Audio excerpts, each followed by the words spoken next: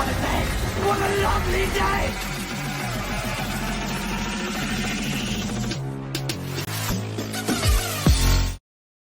Welcome to Flat Earth Debate Uncut and After Show. I'm your host Nathan Oakley, and if you are new to this channel, or you've not done so already, then be sure to subscribe, hit the bell notification icon and join button if you'd like to become a Nathan Oakley 1980 channel member and keep up to date with the Flat Earth Debate. If you'd like to support the channel, there is a super chat that runs alongside each of these shows while they premiere. There's also a PayPal, Patreon and crypto link in the info box below the video. Speaking of Patreon, I'm going to do a quick shout out to all of you who do support me on Patreon. So a massive shout out of appreciation to Neo the One, Lost Cat FE, Rob W, Open Minded, Reese Pound, Del West Watson, Mike, Henrik86, Muted, Dick Earth Skeptic, TheFlatEarthChannel.com, Chris Hillman, NA Literalist, Maria Nealands, Unbelievable Productions, Blue Ridge Ranger, Rob H, Burn Fat Till My Stomach Is As Flat As the Earth, Nathan Thompson, The Real Gabster, Windrider, Missouri Bear, Liam Nedrick, Dank, Erwin Jennisons, Abraham Mohammed, Dave Rakia Gafford, Naibai, Adrian Quintana, Skeptic936, Life is Short, Fireball X, Felix Hung, Texas Mike, Edwin Johnson, Kirsten Smith, Tina Baker, Alexander Main, and David Wayne Foster. So a massive shout out of thanks and appreciation to all of you for supporting me on Patreon. Now I'm going to raise the mic on Discord and G+, and you can enjoy the dulcet tones of whoever is in there while I set up for today's live show. Get us nervous lately. I don't like this. Nervous. I'm just a bit late, that's all. Okay. Hey, Brian. Hey, Nathan. I'm going to be on mute for a while for the start of the show, okay? Because I'm driving and stuff. But I'll be in a while, okay? No worries. Talk to you in a while, alright? Thanks.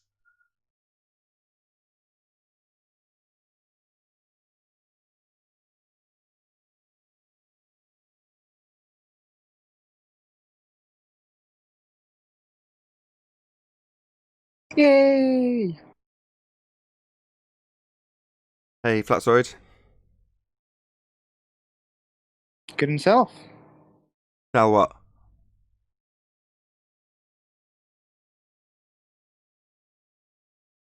No, I can't.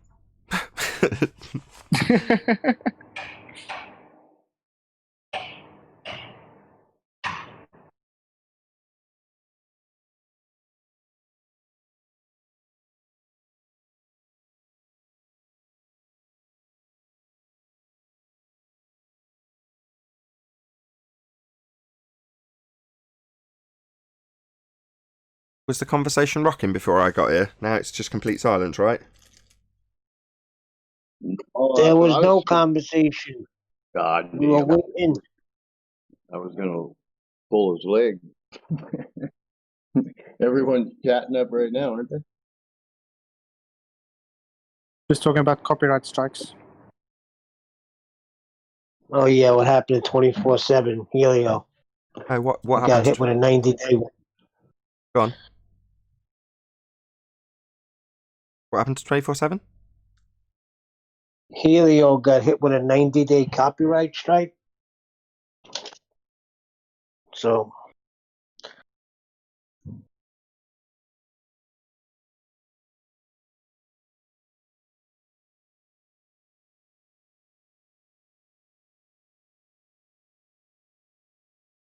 For what?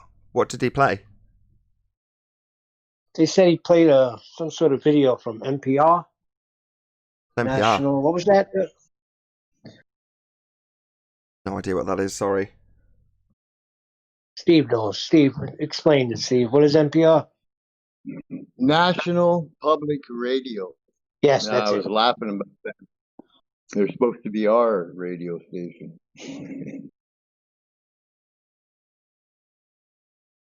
I see. So he's played out a radio broadcast. Yeah, I don't know the story at all, Nathan. I was talking to him last night. He said he didn't play any video. He's emailed them and waiting for them to respond back to him.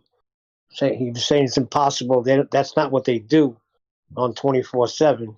But, somebody could have had it in the background. You don't know.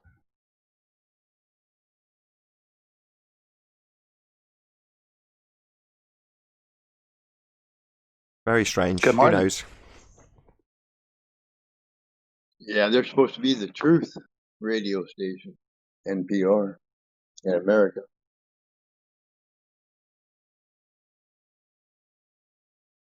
That's a far reach. Yeah. Is any media truth? I missed the context. What's happening? 24/7 got a copyright strike for allegedly playing out a piece of broadcast radio material. Oh, I see. Okay.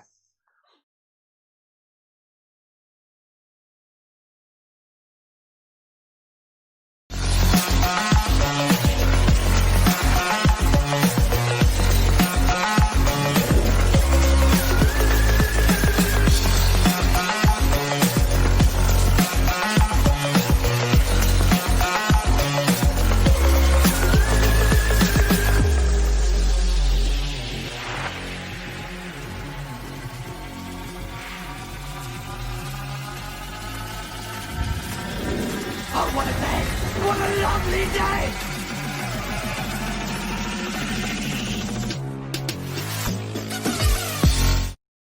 Welcome to Flat Earth Debate Live. I'm your host, Nathan Oakley, and if you are new to this channel, or you've not done so already, then be sure to subscribe, hit the bell notification icon and join button if you'd like to become a Nathan Oakley 1980 channel member and keep up to date with the Flat Earth Debate. If you'd like to support the channel, there is a super chat that runs alongside each of these shows while they are live.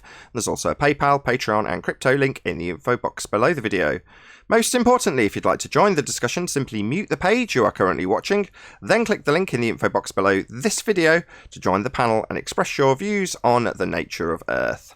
If you do join, please don't swear. If you do, you'll be ejected, and if you are, please don't try to rejoin the stream using sock accounts. You'll be warmly welcomed back on the next stream. Please also share the show on social media. Sharing the show obviously increases the live audience, but this in turn increases the chances of a more diverse panel, so please share the show on Facebook and Twitter. And one last time, if you're new to the channel or you've not done so already, then be sure to subscribe, hit the bell notification icon and join button to keep up to date with the Flat Earth Debate. Now, we are joined by 10th Man, Brian's Logic, Flatzoid, and a whole bunch of people in Discord, so welcome one and all. Good Friday to everybody. Good morning. Good Friday. This might go out to other people in a premiering stream on a different day, but to all of you live, nice to reach the end of the week intact. Happy days all round. Hello. Hey, Owen. Hey, how's it going, Owen? How's your show? Flat Earth Early Bird, subscribe today. Yeah, it was okay. It's still hot again, but yeah, it's good. Yesterday was a lot better, though. Better show content or better weather? Let's be specific here. Both. It wasn't as hot yesterday, and yeah, I got a lot more technical. Cool. Well, worth another More plug. than I did during the Flat Earth Debate yesterday, even. So. Yeah, I can't even remember what happened yesterday, to be perfectly honest. What day is Me it? neither. This morning I even had to ask my audience, like, was it live yesterday? No, I do remember what we actually. No, I do remember what we did. Yesterday's show, the majority of the show was spent praising Tommy for his absolute annihilation of conspiracy cats. Right.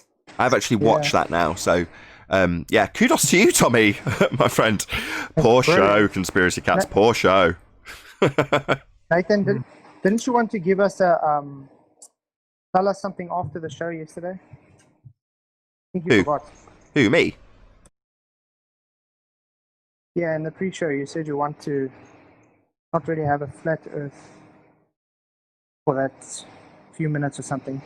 Well, what I was going to... Yeah, at the beginning of the show, I was like, if this branches off into non-flat Earth related topics, then I'm quite happy, on account of the fact that tends to spur on a normie in the audience. Now, you don't want to obviously declare that openly. Right, we're going to talk about The Matrix now, because that'll probably spur some fundy to think that we're just idiots, because we're discussing films. Not that our discussions of The Matrix will be any better or worse than any other film critic, but obviously if we're here talking about the nature of reality and then we're talking about The Matrix, the untrained ear will say, these people, they'll be a good challenge. I'll just tell them about gravity and how they don't understand it, and Bob's your uncle, right?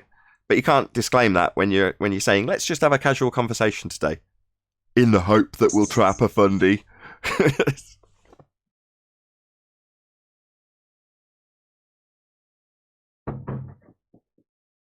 Did that answer your question, Flatzoid? Yeah, I just wanted to know.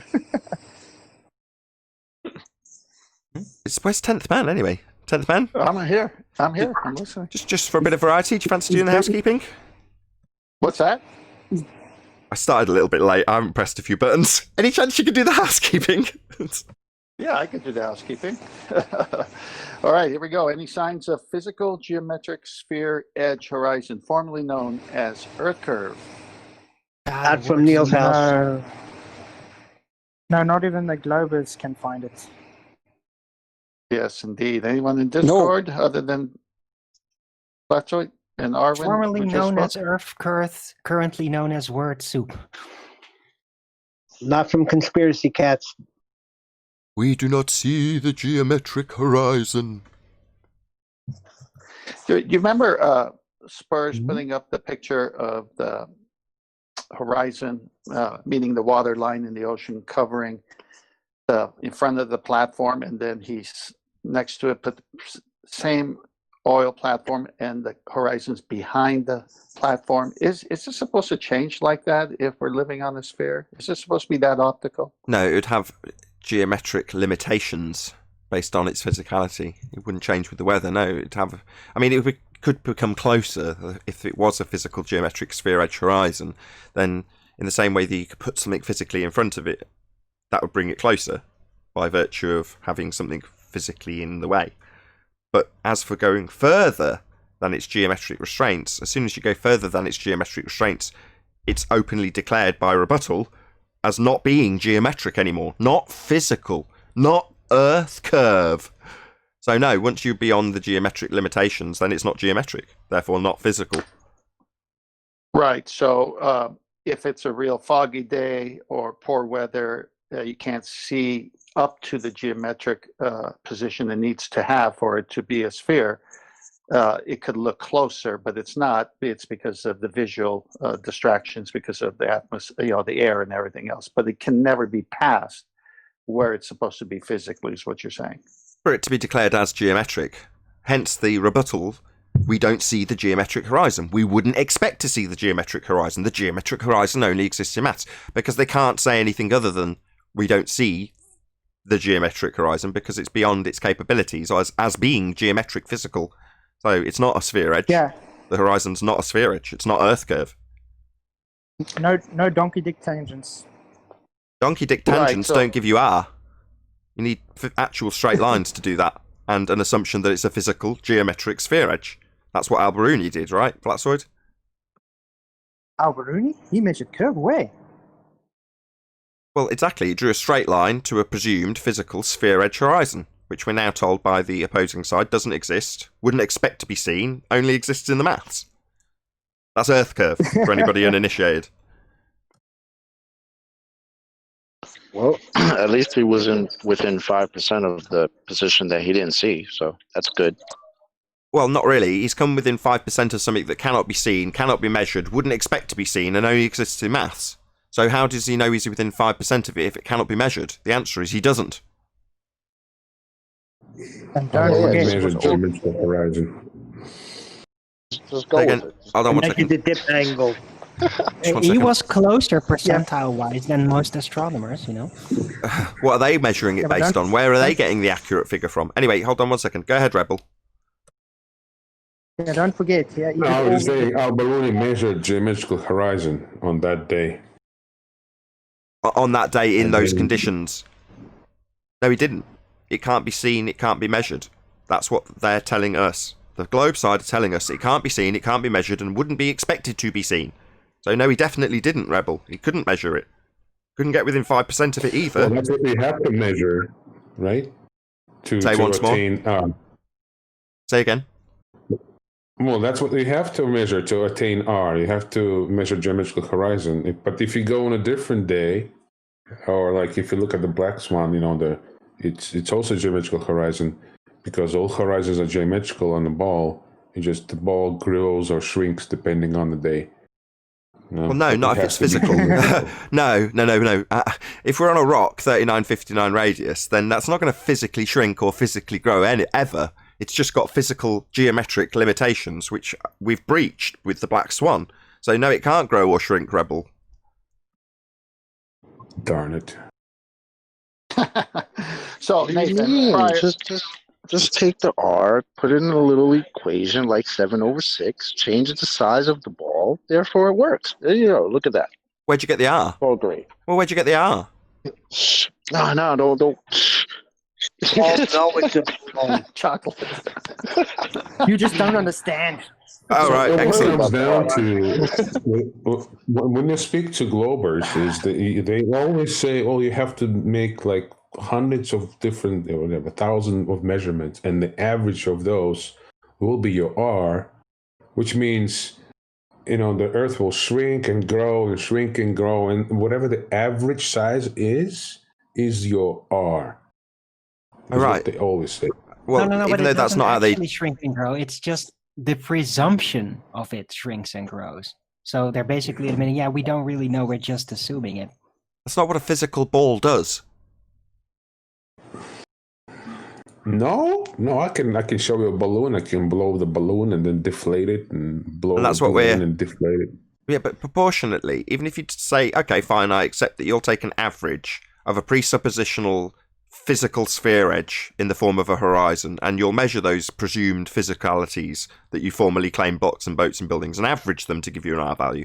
What do you think the black swan's going to do to that average, given that if you calculate that as an actual sphere, it gives you a circumference that's the equivalent, greater than the equivalent of the orbital path of the moon in the heliocentric model. That's how big Earth would be. Giant stonking enormous. Do you think that's going to balls up the average?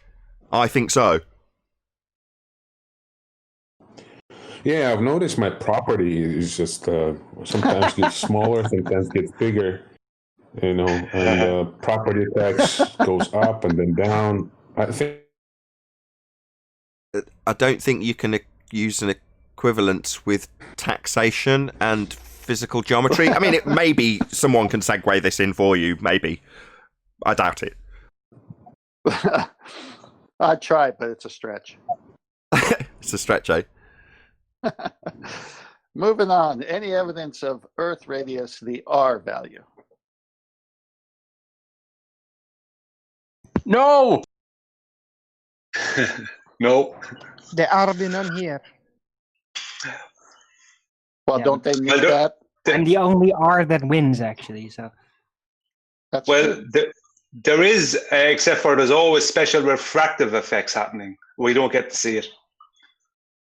Didn't we just Right, cover yeah, that? terrestrial refraction, that's the thing that makes it physically impossible to ever see that you are living on a ball anywhere, except if you go into space to film it from the second law of thermodynamics violation. So everything would always look flat. Sorry, what's everywhere terrestrial refraction, because Arwin? of terrestrial refraction. What is that? What's terrestrial refraction, Arwin? It's the R-based assumption what you're standing on, requiring you to basically have a reason to displace all the visuals as you see them to make it match that it should be a ball. And where'd you get it from? Where is the acquisition of this R value coming from? From not measuring it because you can't, because the terrestrial refraction makes it impossible to actually measure it. No, terrestrial refraction's based on radius, so you can't jump to terrestrial refraction assuming radius if you can't measure radius. That's exactly what I said. It's based on the geometry, which you can't measure because it is supposed to be in the way, so you can't measure it. It's like a dead-end concept because you can never measure it. In case anybody hasn't cottoned on 9 months after the Black Swan was released, this is the annihilation of the assertion that you stand with a sphere beneath your feet with a radius 3959. This is the end of that assertion. Permanently. There's no going back from this. The Black Swan has made the heliocentric mathematics untenable. I disagree. What's funny about the Black... Sorry, Black you go Swan ahead. is the ultimate IQ test. What, whether or not they get the Black Swan? We can never convince Globers of the Earth being flat, but it's a good IQ test. Yeah, it's not. Because No, seemingly it's the rational RG test. Seemingly rational people who I would consider... We've talked about conspiracy cats in the last couple of days, so why not use him as an example? He's not a stupid man. He's not thick. He's just brainwashed. And same goes for people like Thunderfoot. Not thick. Definitely not. His education status would definitely contradict that. Well, based on that alone, you can say this person hasn't got a low IQ. But they'll declare that gas go down, go boom boom like bouncy balls, or in the case of conspiracy cats, concede that you can't have gas pressure without a container. Now, those sorts of things are only because of their cognitive dissonance, not because of a low IQ. I think it's pride too. And pride, definitely. Yeah, well said. Those people are exception to the rule. Generally speaking, to me, it's a good IQ test. Yeah, fair enough. What I find really funny about the Black Swan photograph is the ballers keep on trying to assert that like they keep on focusing on that one photograph as if that's the only time that ever happened, right? No, that's special refractive effects, right? And when you correct them and say, no, the reason we don't see that all the time, every day, is because from a 1 foot observer height above the water, you're going to have at least a 1 foot swell within a 10-mile distance. And then they go, it's not 1 foot. And you go, are you sure? Yeah. Well, what height above the water is he then? I don't know. That's what you get. It can't be 1 foot. It can't be 1 foot because that goes against the belief. Completely forgetting the fact that they were only a minute beforehand, it was special refractive effects. Exactly. I do recall Sleeping Warrior recently put out a video where he put his camera on the sand, and the object, I think, was a lighthouse 31 miles away, and it showed the imprint in the sand of that little docking station that goes on the tripod of the camera in the sand. So he's right on the sand, shooting across the water, able to catch the 3 flashes from that lighthouse. You remember that, Nathan? Of course, it was absolutely epic. Shout out to Sleeping Warrior for viewing Maccord Lighthouse. I think it's 34 miles distance on the beach, watching it flash away. Absolutely spectacular. Loads of people mirrored it, and rightly so. Who found the lighthouse, Nathan? I think you forget to point that out, you know? Oh, Chemo. Right, so I'm glad you're here. Myself, my wife, Chemo, Anthony's girlfriend at the time, and Anthony have all viewed that exact observation from the car park, which is about 20 or 30 feet higher than the beach, or where the beach starts. Anthony was obviously much, much lower than that. Nevertheless, we saw the exact same thing. Now, it came up in debate, and my argument, or as discussed at the time, we were talking about off camera about Fresnel lensing, and my argument was that they would say, the globe earthers, that it's just producing like a Batman style signal. If I say that, I'm sure people can picture what I'm talking about, like a cone going out into the sky that stops at a certain point that's further out than the light source. Well, that's what I said they'd argue. They'll just argue Fresnel and weasel that into somehow claiming it's a globe proof. Now, I said that to Anthony whilst in discussion on Skype, and he got screenshotted by Cat Earth, a video that's got tens of thousands of views now, no doubt. Nevertheless, that particular instance was specifically about this observation that Anthony's now gone and got much, much, much lower, i.e. just a lighthouse flashing. That's what we saw. So Spurs, as he's on the panel, and myself and my wife, who's in the next room, can all testify that we've all seen this with our own eyes. Now, but just before I let Spurs reiterate this himself in his own words, Anthony then went on to Wiki and corrected Wiki, because Wiki said you could only see it at something like 18, 20 miles. He's like, no, you can see it from the beach at St. Bees. Absolutely factually accurate. And he got banned from making any corrections on Wiki for stating fact and changing something that was inaccurate in Wiki based on, you know, the testimony of like me, Spurs, my wife, Anthony's ex-girlfriend, Anthony, all of us. We all saw it. Mm-hmm. But Go ahead, Spurs. Remember how it was discovered. We went out there trying to find that lighthouse, and we were like, we can't see it. We just can't pick it up on the camera. And then I was persistent, and I was saying, no, we're going to find it. We're going to see it. We've just got to angle it up correct. And I remember you and Anthony went back to the caravan to get another camera, and we were out there. We were trying to figure out the correct position, and then remember, we've came back. You were coming back and you were saying, "We've got it. We found it. We can see it." And you were like, "No, it can't be." And then, we were able to line up precisely and see. But the argument. So go over it again. Why? Because I was like, put it out there straight away, right now. Let's tell the world that we've seen the lighthouse. But you were kind of saying this was because the Globers were jumping all over this. They were like, "Oh, Nathan says it's a globe. It's a globe." And I had to explain over and over again, like, no, this is not what he was saying. It was but what was you trying to say? You were saying that they would say it's the physical horizon that they were looking at. Yeah, what we had when Anthony's ex-girlfriend captured it, we couldn't see anything other than the light flashing. There was no horizon. We could see it with the naked eye because it was twilight. You know, it was getting dark, and by the time we actually captured it, we couldn't see it. It was pitch black. But the point is that all you could see was a light flashing. It didn't have any information. So I said they'll just claim that the horizon is below the dot and it's projected up to the horizon. And they'll claim it's a perfect globe proof. As they do with everything. It doesn't matter what we're claiming. They'll always claim it's a globe proof. That was my point. But what we saw, in hindsight, they couldn't have wangled that argument. I was naive to think they could. It was put to me and I just said, yeah, they'll wangle that argument in somehow. Right. Because I was just so excited, like, we've got to get this out there. Because Miles was saying, oh, you could never see it from this elevation. There was just no way. And when we got it, it was just like, right, that's it. It's all over for these, especially these guys that were saying it. But what did we get? So. We got 1 pixel flashing. Yeah. On a black. What we did, we were like 1, 2, 3. So they couldn't really argue because what else flashes in 3s at that intermittent, Yeah, so they could, but yeah, but contrast that with what Anthony's just released. You can see the island. You can see the flashing. You know where it's located because better, it's you can see stuff. It's not 1 pixel flashing in the sequence that Mackled Lighthouse flashes, which is what we had. And I was like, no, don't release it. But I'm a lot more cautious than you. Where's Ruif? Because Ruif was the one who put the challenge out there. Okay, now he's saying that that he will become a flat earther if this is able to be shown.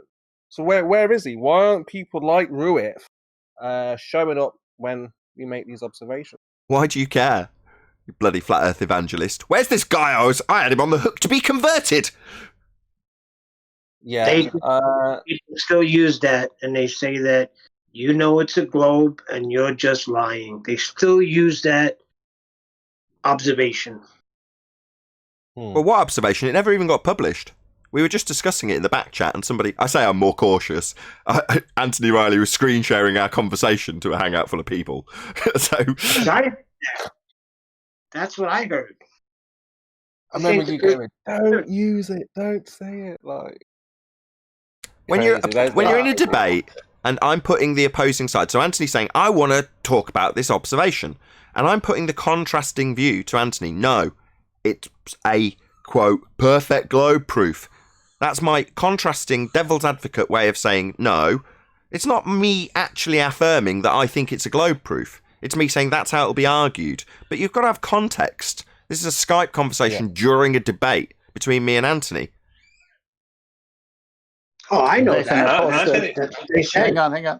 Hang on. Nathan, I posted a image on Master B with a 1 foot observer height at 34 miles, so you could show the audience the ridiculous nature of where that curve should be if we were on a sphere. I have to say something. Anthony was more than 1 foot. He was several feet up where he was. Probably more like 8 foot. Just to be honest. I saw the imprint on the sand of his camera. Yeah, but there was that was the sand went down the way. The sand went. There was people actually walked in front of where he was. If you look at the thing, there was people walked in front of where he was, and he was looking at almost head height of him or whatever. All right, I'll do what he was more. It doesn't matter. He's still way above. Like even at a 77-foot viewer height, the horizon on globe mats is only 10.6 miles away, so it doesn't matter. Still, Well, but I don't think it was at one. I'm only saying that because the Globers will jump on that and then just hand wave it away. and say it's only lies. No, that's fine. One second. Not to give Anthony a total shit sandwich. He actually did a much better observation a couple of years ago, and the ballers never addressed it when he was only 1 foot above the water. Yeah, correct. When it was brought up, we were told by people like Rumpus, yes, I've modelled it. Yes, I can explain it. 99% there, and then nothing. So, the observation at the north end of the Isle of Man is what you're talking about, again, from Anthony Riley's belly on the beach. Yeah, that really was even less than 1 foot. Yeah, he put a bit of sand underneath his camera. Yeah, he had the beach and the waves, and he was much closer to the shoreline. But you can see in the video, I'm just trying to find it actually, but in the video he obviously knows that he can capture something because he's seen it flashing, and then he's gone, right, let's go and get this, and he's running down the beach and just gets on his belly as what he thinks is the most appropriate time before he can't see it anymore, presumably. All right, I went and put 8 feet and 15 feet. Don't do it. I deliberately tried to segue away from it. I don't want to beg the question and show what the Earth curve calculator shows. Now I've got to verbalise it so people know what you're actually saying. I'm not going to put it up. Sorry.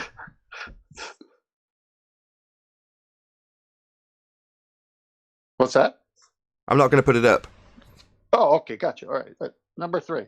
Any evidence of axial rotation of the Earth-based variety? No. First need a sphere to have axial rotation. Well, some kind of motion of the Earth itself would be interesting, but yeah, there's none there. Very stationary. Can the lack of a visual effect cause a weather system?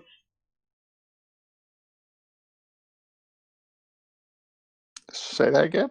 No. He's asking if actual spin directions are in any way associated with a not actual deflection observed when you're spinning underneath stuff. No. Observational-based Coriolis effect has nothing to do with actual spin directions of things like hurricanes or water going down toilets. Shout out to Michael Jones, who upgraded his membership to a Lion. Wow, thank you very much indeed, Michael. Any more on the axial rotation? Is that the housekeeping question? Say that again, Spurs. Have you done the housekeeping? No, we're just doing it. Ah, okay. I just want to talk about. Well, go on then. Yeah. Okay, we're going number 4. Any scientific evidence of gravity? Just a reification fallacy. Well, unless you mean mass attracting mass, which no, it doesn't do. But that's not gravity, though. Even though they constantly think it's gravity, that's not gravity. But they've been told it's allowed, so they just... And how's the atmosphere got pressure then? Let's not get into it. Okay, there's no gravity. Unless you go with... because we were just talking about this in GEMS there. So I said, you've got the options. The atmosphere is being pulled down, or there's pressure, or whatever you think there is. There has to be either a force or a container, right? So they said that you can call the container gravity if you want, because they say it's being pulled down. The container is for flat earthers, we would have to show the container, wouldn't we, to show that there's a force that's giving the atmosphere pressure. That would be proof of gravity, unless we can show the container, because the atmosphere has pressure. What? Let's not get into that. Wouldn't be proof of gravity. We'll get into a big argument over that. But so there is no cause. The only question that matters is, what is the cause of weight? That's the only question that matters. Relative density disequilibrium with a lack of maneuverability. That's what causes weight. If the atmosphere has pressure, Brian, then it has to be a force or a container. How'd you get pressure? Right? The force is the gas. The force is the gas movement. Spores. The force is the gas. Force is the gas movement. What do you mean? How's that a force? The gas movement. How does it give its own force? Because the gas behaving as it does, hitting off a container, is creating. I think it's going to take a hold of the gas. Nathan, I don't want to bog down this question with that. Okay, so I say no gravity, unless, like I say, that's the key, isn't it? So, but yeah, there's no gravity. Spurs, on yesterday's show, Tommy came on, and then I went to listen to the show that Tommy was on with Conspiracy Cats. I went into it for about an hour, 41 minutes, and this subject of pressure came up, and Conspiracy Cats was dancing all around it, wouldn't answer directly. Maybe we could do it here. So Tommy said, how did you get the pressure in the first place? Oh, I can answer that with the Conspiracy Cats quote. Without the container, there can be no pressure. End quote, Conspiracy Cats 2019. And he nearly Why messed was he up, so- Nathan, because why when was he he so was talking to hesitant Tommy, to he say- brought up say a that bike to tire. Tommy? Hold on, there's two And then people he talking was at like- once. Yeah, he brought up a bike tire when he was speaking with Tommy. So he was like, the bike tire has pressure. And then he was like, he went, and then Tommy was like, yeah, you've got the tire, you got the container. And then it just went downhill from there. So he knows, sure, you need the container, yeah. Or a force, right? No, not a force. Without the container, there can be no pressure. It's an antecedent-consequent relationship. Without it, there is no pressure at all. Not with a force. Well, show me a force maintaining gas pressure without a container, Spurs. Can you do that? Sorry. Say that again. Show me Sorry. gas pressure being maintained without a container by way of any force. Well, like I said, you've got the option, yeah. If you believe that the atmosphere has pressure, then you have an option. It's either. Show me, he said. Yeah, if you Don't think be like this is why I don't want to get into the Conspiracy argument, right? I don't want to get into it right now. I'm just saying, if somebody thinks that there is pressure, they have two options. They either think there's a force or there is a container. No. Number one, there is pressure. I'm breathing it. That doesn't need to be questioned. It's a fact. Number two, does that mean I have a false dichotomy in front of me of whether or not there's a force containing gas when I can ask you outright, as I've done, to show me gas pressure without a container maintained by a force? Show it me. That's not You won't. possible. The Not possible. antecedent is a container. Yeah, I know this. It's not possible to have gas pressure without the container. But in this instance, where we are now, the globers are saying there is no container. They have a force. So I'm saying, because we can't show the container and say, look, here's the particles bounce off the container and returning. In this moment, because my argument in the first place was only to take down the globe earthers, to say, look, there's no atmospheric pressure because there's no force, there's no gravity. Not introducing the container, nothing to do with containers or boxes or anything like that. It's simply saying to the globe earthers, you don't have a force, so therefore there can be no pressure. Now, if somebody wants to say, well, there's a container after that, that's up to them. Not you, or I'm saying the person has to say, show me where that container is. But initially, there's no force, so therefore there's no pressure. But you're saying there is pressure. So I'm saying I'm not going to argue with you about what the cause of that pressure. What are you talking about? There is a force. It's just not gravity. There you go, Nathan. You see, Armin says there is a force. Okay, Yeah, and there can are that... forces. Hold on. Relative density Hold on. disequilibrium. Hold on. And can that maintain gas pressure without a container? Whatever force Arwin's alluding to? No. No, I'm not getting into it. I'm not getting correctly. into it. No. So why did you say relative density equilibrium? I could have said friggin' popcorn, and it would have had the same relevance, right? Right. So first, no, doesn't need. John, what I don't want to force? get into it, John. What force? Really, What force? there's no let's signs hear of it. gravity. What No force? signs of gravity. Force. That's it. What force for the fifth time? Shut up. What force thwarts the second law of thermodynamics?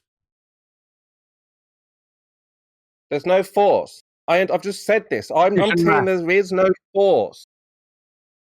That's not my view. That's what the globe earthers think. They think because there's no container. You said you gave us the false dichotomy. Let me just reiterate your question, QE. He's asking you, forget gravity as a force that's not a force that you can think of as a force. Just forget that. Any force.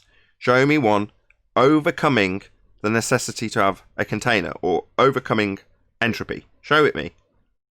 No, it can't be done. There you go. That's what I was saying. I'm not arguing that.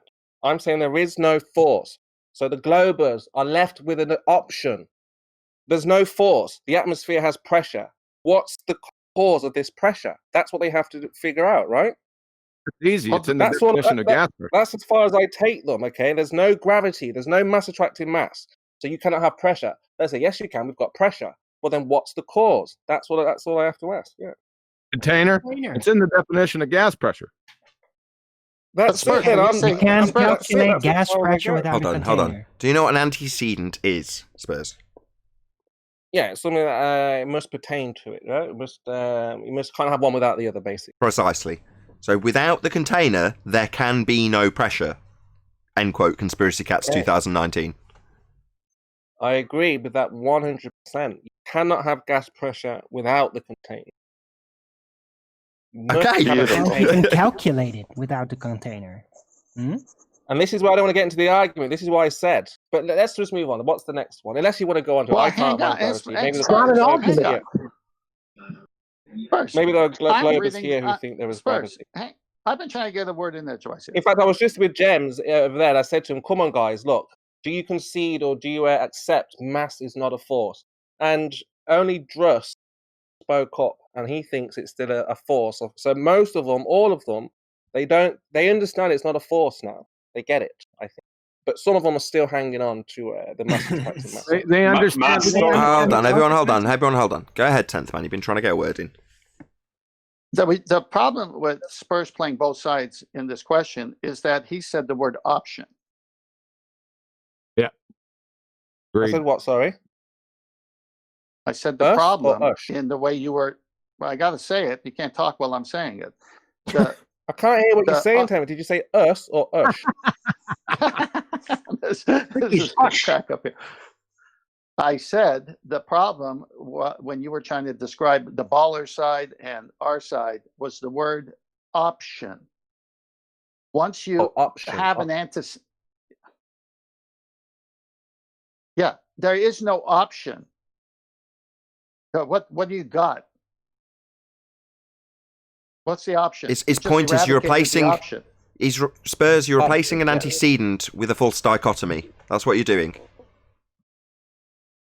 No, again, I'm not speaking for the ball earthers. I'm getting them to figure out for themselves. If I tell them there's no gravity, there's no force, they have to explain to me where does the pressure come from. I don't have to tell them that, do I? Because I haven't No, seen even if there was where gravity, they wouldn't have to. It has nothing to do with it. Spurs, you are speaking for the ballers. You literally No, 'cause say they you ask are. me, they'll say to you, well, where does the pressure come from, right? Yep. And we And we'll said say it. Just now. The walls of the Before. container. The pressure comes from the gas exerting force on the container. Exactly. All right, again, I don't want to argue about this, really. Let's probably get into the in next the question. definition, Unless you want to talk about it with a globe earth about gravity. Because it's not a in the force, so... Just hold on, Define Spurs. it. Just Yeah, Spurs. Just listen to yeah. what QE's saying to you. Just repeat yourself for the third time, QE. Yeah, it is frigging like crawling up a hill of molasses. It's in the definition of gas pressure, Spurs. I jive. I get it. I get that. I get it. I understand. I'm for that. Cannot have Just, pressure. I need to give Gas clarity pressure though. is- Just in case M. Scott Beach is watching. Right, the walls of the container aren't the force. Good one. F equals Charlie. F But look, equals. Rumpus is here. Maybe give him a chance, like, I don't know, 30 seconds, minute, or whatever. Charlie. You know he's going to say Oh, something, God, maybe. can't get No, Spurs, please. We're in the housekeeping questions. Let me round off this Yeah, by gravity. asking you. Rumpus knows all about mass attracting mass, right? Who's parroting the Mass wrong does not rule. exist. Ballers today. Nobody Apparently- knows anything about mass attracting mass because it doesn't exist. I'm just going to give Exactly. They don't even know what mass is. That's a quick right, shout Owen. out. Hold on, Spurs. To FE News. He says, Conspiracy Cats 2020, quote, scientific evidence for the weather system does not exist, full stop. The channel dedicated to the weather is a government conspiracy, end quote. Thank you for the super chat, FE News. Spurs, before we go on to the next housekeeping question, if the definition of gas pressure is against the walls of a container to establish that pressure, that's the antecedent to get pressure. I don't have to show a container because I have pressure. Now, they are saying that you can have pressure without those walls. So they need to demonstrate how you can have gas pressure but I mean, again, without a container. I'm not Can even I round arguing this against out? that. It's Can I just, round this out? Was he talking while I was Yes, you talking? can have Not pressure you, without a Rumpus container. first.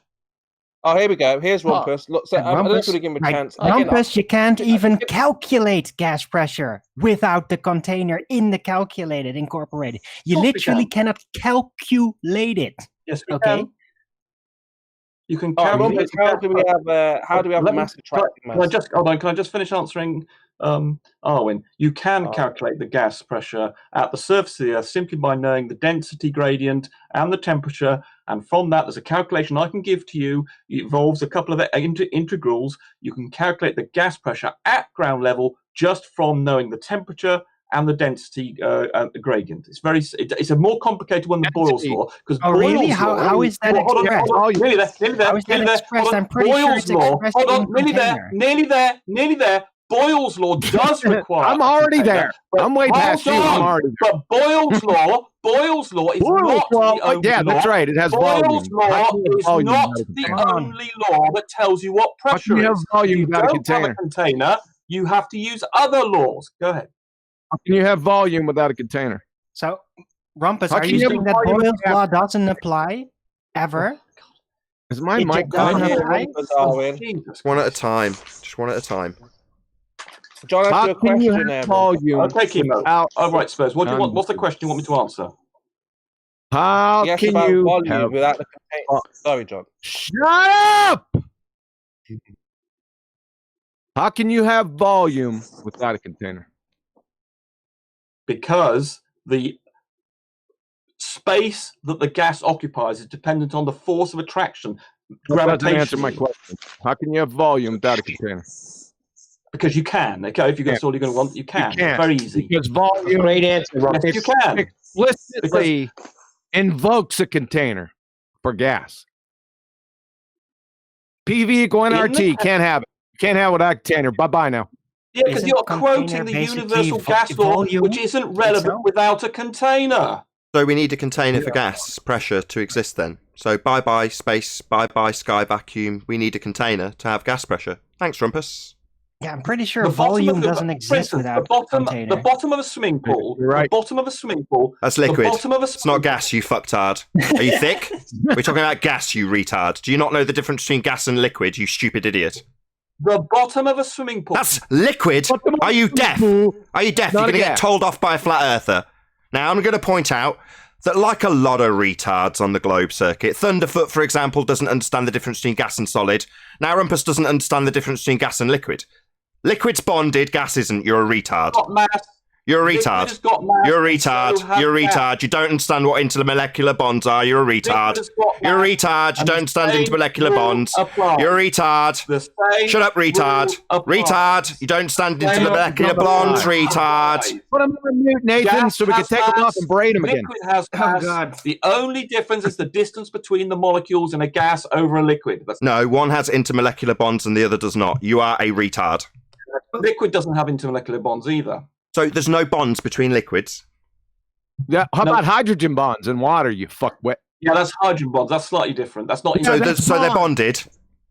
They're not. So they are bonded, you stupid retard.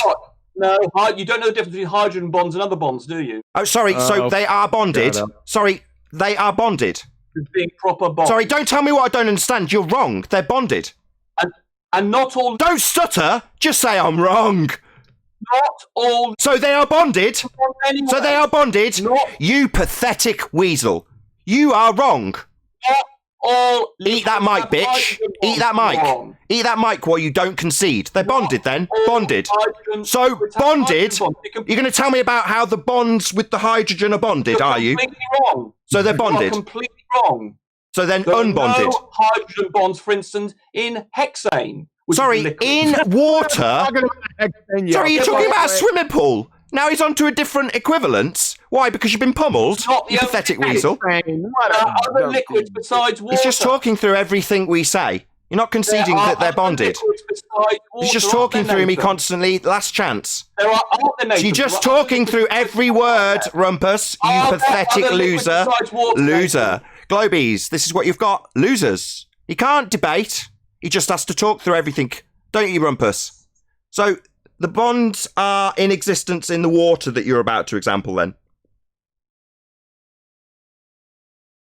Enjoy the taste of my nuts. Oh, he's put himself on mute, has he? Why would you ignore me?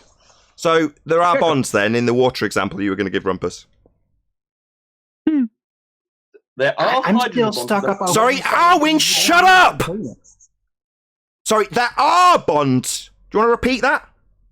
There are not the conventional bonds. I don't want to know about anything that it's not. There are bonds, correct? So when I said bonded, No, I was not. right. They are. You are stuttering like you're being teabagged by me. There are other liquids without any hydrogen bond, so it's an irrelevant point. Oh, really? But water, in the example that you were going to give, is bonded. No, I was giving liquids. I was talking about liquids. In a swimming pool? Yeah, that was one liquid. So what liquid do we have in swimming pools? Swimming pool of hexane. So we have hexane in... How many people here on the panel have swam in hexane? I was going to do it today. I was going to go and swim in hexane today. The local pool's got water in it. Maybe a bit of chlorine. Sorry, Rumpus, you seem to be talking through us, you loser. You're talking through every word. He doesn't know how to debate. He can't debate. He's losing constantly, so he's talking through me every word. Losing doesn't know how to debate. Rumpus doesn't know how to debate. He's pathetic. He's a loser. We've got bonds. He hasn't conceded. He's now saying that swimming pools, because they contain... He's talking through every word. Got to eject him. Anybody object to me removing him because he can't debate? He has to talk through me constantly. No, I don't. You don't let me speak. Yeah, I haven't made my point, and you talk through every word. Read them again. Okay, make your point. Sorry, so swimming baths, that was the very specific example. They contain other liquids that aren't bonded. Is that right? Correct. So which swimming pool have you been to that doesn't contain water? There are lots of baths, as they're called, that contain all sorts. Swimming baths? Yeah, but so you think... You fucktard. You are a spastic, and you're getting teabagged by a flat earther. Now enjoy the taste of my nuts, you stupid spastic. It doesn't matter what the... It matters that you're getting teabagged, though. It's humiliating. It's a good job you're a faceless nobody, because you're getting teabagged by a flat earther, you faceless twat. The bottom of a bath is at a higher... Don't talk about what's at the bottom of a bath when your example was a swimming pool. Yeah?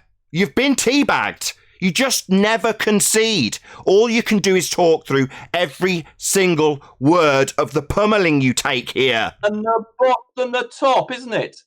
And that's caused by gravity. And that's exactly the same force as exerted on gas molecules that cause greater pressure at the bottom of the bath is exactly the same reason we have a greater pressure at the bottom of the atmosphere. Atmosphere's gas. Gravity. That's not gas behaviour. That's liquid behaviour.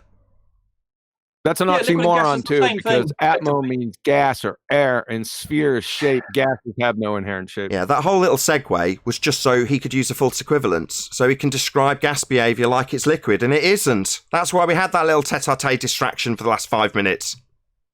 Let's deal with the science, not the etymology. Let's deal with the gas, not the liquid. They're the same thing. They have. No, they're not. I've just pointed that out. That was the whole point of that distraction. No, they are fundamentally different states. In terms of mass and... Don't tell me in terms of mass. That's undefined. What hasn't been defined? Mass. What? Mass hasn't been... You stutter for me, bitch. Yeah, that's right. Undefined, bitch. You're getting teabagged by a flat earther. Enjoy the salt. Enjoy the salt, Fundy. Mass. No, not mass, mate. Undefined. You're going to talk through this rather than actually addressing it? What's the question? Sorry, you said mass, and I said that's undefined? Right, I'll answer that then. Can I answer? What, while eating your mic? Right, I'd like to answer the question. Right, mass is well defined, perfectly well defined. It's the same as inertia. Sorry, that would be inertia, though, wouldn't it? Sorry. So what you're saying is we've got a definition of one thing that's the same as the definition of another. Yeah, law of identity violation. What? Mass is the inertia. Did you listen? He just spoke through every word of that, didn't you? You don't know how to debate. You don't know how to debate. You're supposed to listen to the response. You're just talking through it. I heard what you You're said. supposed to listen to the response. I'll attempt it for a second. You're talking constantly. You don't know how to debate. You're just a loser with a globe belief. You're going to listen to the response or talk through every word of it, you losing fundy. Getting teabagged by a flat earther. So got to talk constantly, right, Rumpus? Repeat what you said. If you shut up, you don't know how to debate. You can't shut up. You've got issues, mental issues. You're a moron. You can't shut up. Shall I repeat what you said to show? Yeah, if you shut up, all you're doing is saying, can you repeat it over and over? Not giving me an opportunity to repeat it. Now you're talking again because you're getting teabagged. No. Do you want to get on with? Are you going to deflect or are you going to talk about the subject? It's a law of. He's talking again immediately. Oh my God! You fundy coward! I heard what you fundy said. Coward! I didn't repeat it. You talked through me. You coward! I heard what you said. Well, why are you asking me to repeat it and then talking through it while I do? Bye-bye. It's the end of your time here. Let's sum up Rumpus's pathetic attempt to obfuscate his law of identity violation with a 5-minute diatribe while he talks through me. Yeah? Let's give him an attempt. Let's see if he's stuck his fingers in his ears. Yes, he has. You coward bitch. All you can do is obfuscate your loss. Law of identity violation if it's a description of inertia. It's not a description of mass as well. That violates the law of identity. You've never heard of something being described by 2 words. You've never heard that. Sorry, it's 2 different descriptions. No, they're exactly the same. So we've got a law of identity violation. Thank you. Wow, that was a really easy way of tripping you up. You fucking idiot. But you've never understood. Sorry, you've never understood that I just managed to teabag you within a space of 5 seconds. You didn't recognise it. You're just too dumb and slow. Can 2 words have the same? Sorry, so we've got a law of identity violation as just disclaimed by you. Can have the same meaning. So you're not listening again, Fundy? Can you have not listening? He can't debate, ladies and gentlemen. All he can do is talk. He's ignoring that he's literally just described, after being beautifully led by me, the law of identity violation. He verbalised it. But now he's going to skip past his own verbalisation of the law of identity violation he's just used and talk through every single reiteration of it. So he's hoping he doesn't have to address it, right, Rumpus? You can just talk through it, even though you were the one who verbalised it, you complete moron.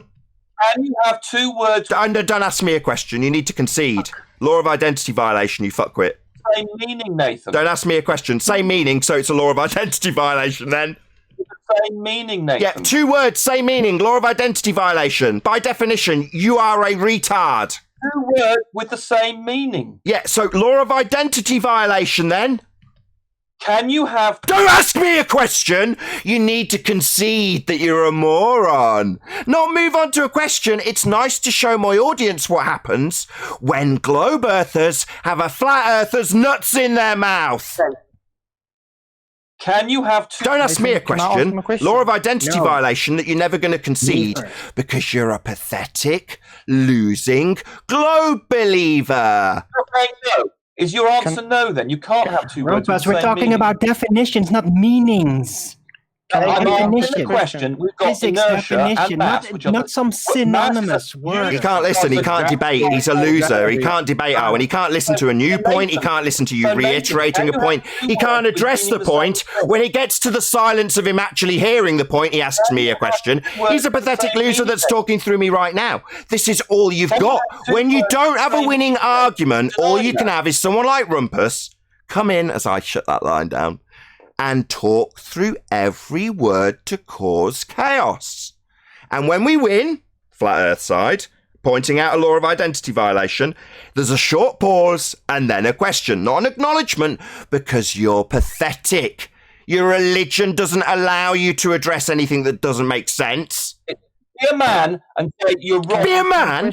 You're suckling on my testicles, metaphorically being shot in the face in a video game, and you're going to tell me to be a man?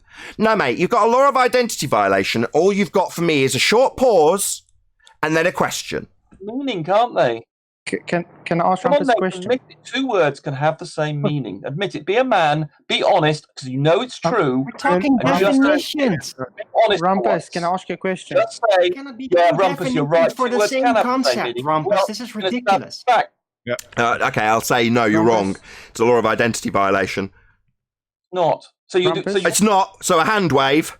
Maybe a question for me after your hand wave while Arwin constantly interrupts this conversation or whoever it is?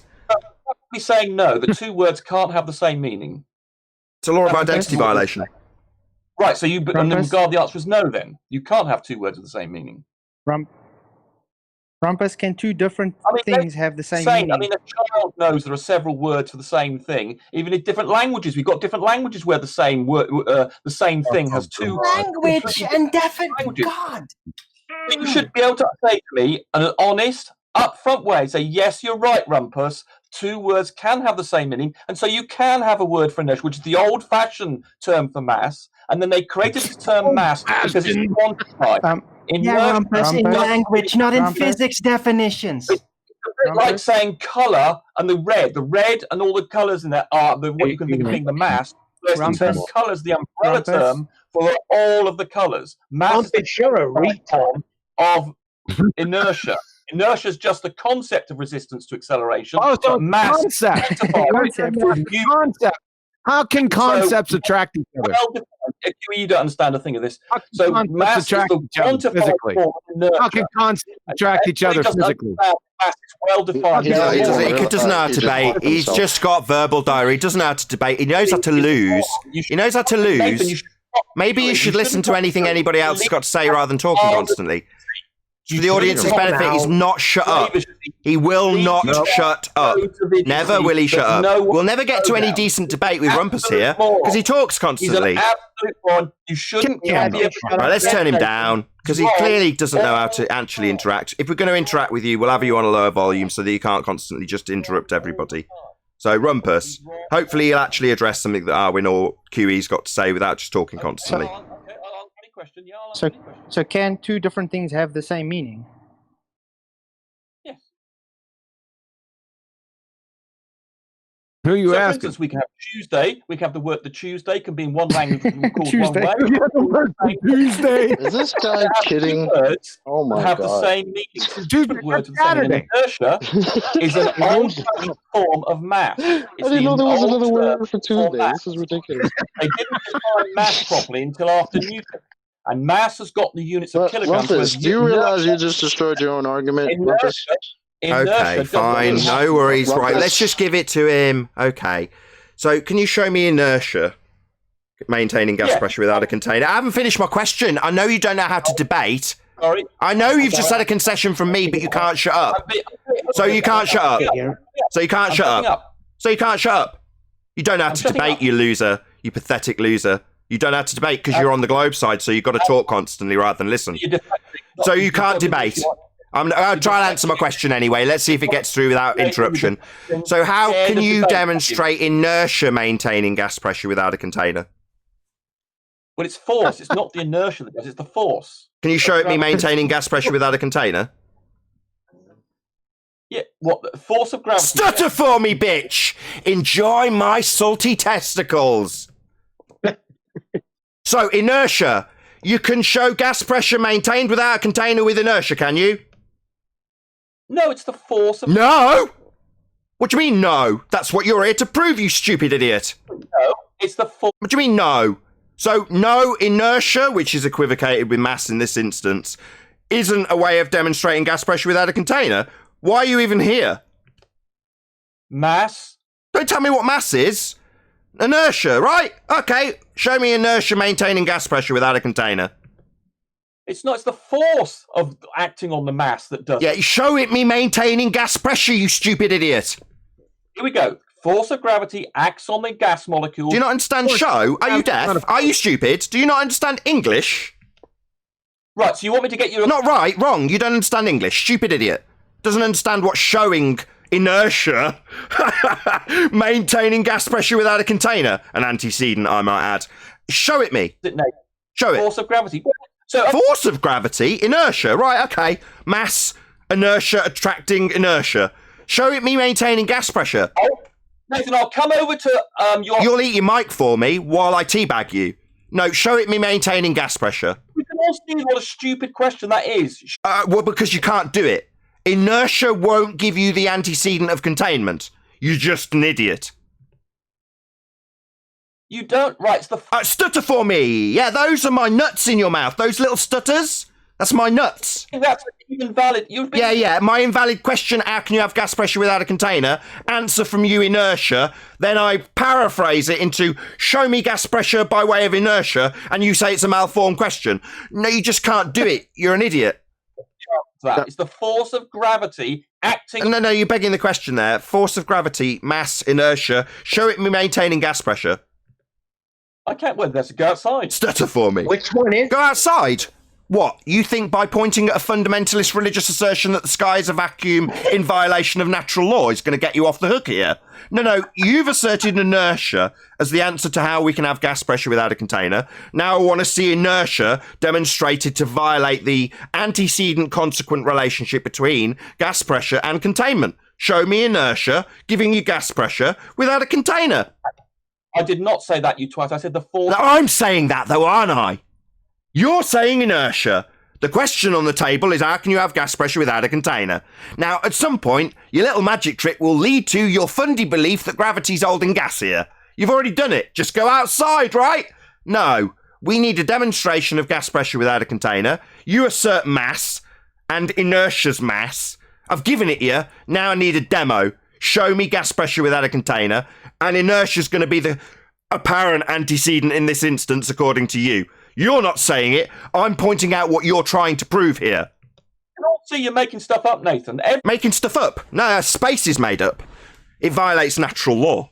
You can't have gas pressure without a container, and the heliocentric nonsense world of a sky vacuum with a spinning ball Earth with gas pressure clinging to the side by way of a not actual force of gravity, that's just people making stuff up. Natural law, on the other hand, that's not something I've made up. It's inviolable natural law applicable always, you retard. You don't want to talk about it, do you? Talk about what? Natural law? Yeah, you need a container to have gas pressure. And you can describe it as water or bouncy balls to make an equivalence that isn't what gas does. It won't change the fact that the antecedent to have gas pressure is a container for the gas to press upon. Acting on the mass causes gas pressure. The force of gravity acting on the mass of the molecules causes gas pressure. Show me a citation for that. Let's see a citation. Sorry, do what? Sorry, so show me a... Why am I... Flatsoid, for the love of fuck. Show me a citation for that utter horseshit you just said. Well, the gravity is responsible for gas pressure. That's what you want me to give you a citation for? Yeah, I want to see how deeply ingrained in fundamentalist religious zealotry the citation is. Right, but so you want to... Let me just check what you want a citation for. You want a citation for the force of gravity acting on the molecules is the cause of the gas pressure we experience on the surface of the Earth. Is that the question? Just gas pressure. No, just gas pressure. Not the gas pressure we experience in a begging the question heliocentric worldview that will be this religious text that you go and get me. No, not based on what... I'm not finished, Fundy. I know you don't know how to debate.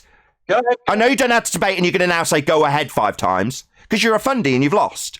Not a religious text where you point to your religious belief about what Earth's... You're a Fundy. You're getting teabagged. Shut up. Shut up, Fundy. Yeah, you're Fundy. You're getting teabagged and you can just interrupt. This is what losers do, ladies and gentlemen. When I make my point that his text will be religious, he talks through me, right, Rumpus? I'll have to shut him up while I make my point because he's not going to allow it. He's a religious zealot.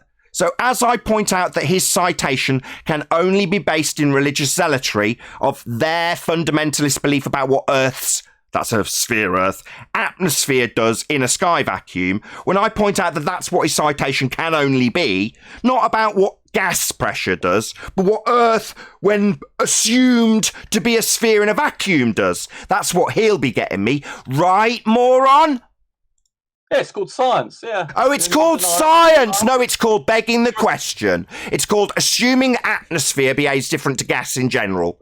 I.e., not natural law and gas behaviour, but my fundy belief about what Earth's atmosphere is when it's my assumption of a sphere in a vacuum. In other words, he won't get me a citation in science, as he's just lied. He'll get me a religious text about what his assumed Earth and heaven does. His heaven being a sky vacuum and his Earth being a sphere. So he'll get me a religious text. That's what he'll actually do. He won't get me a citation based in science because he's a fundy. with a religious belief. So he'll go and tell me that going outside proves his religious belief, even though his religious belief stands in violation of natural law. No violation at all. How can you have gas pressure without a container?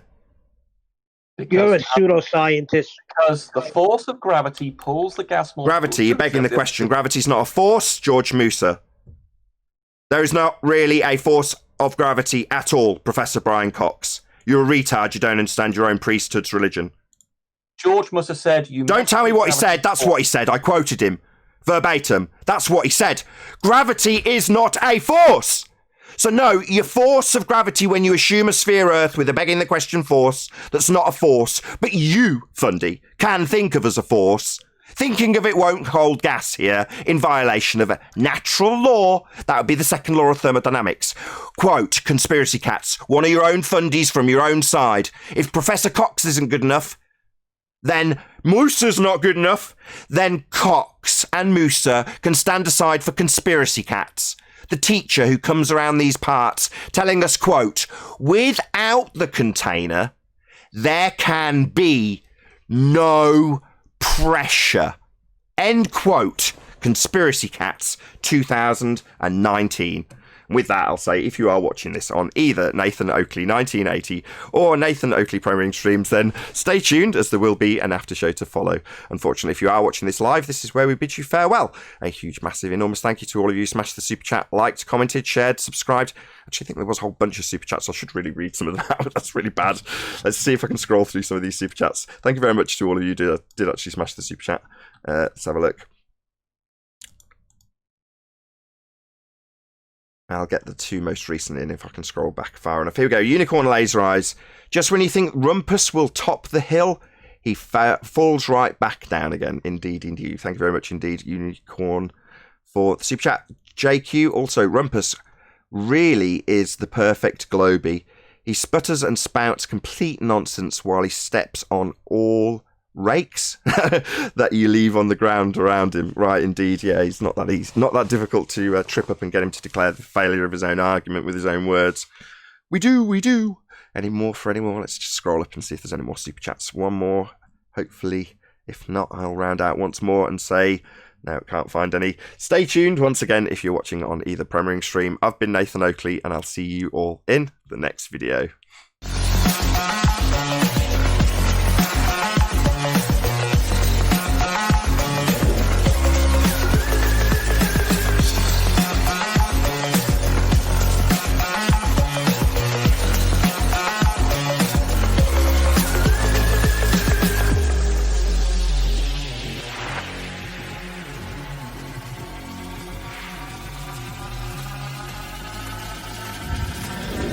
Oh, what a day! What a lovely day!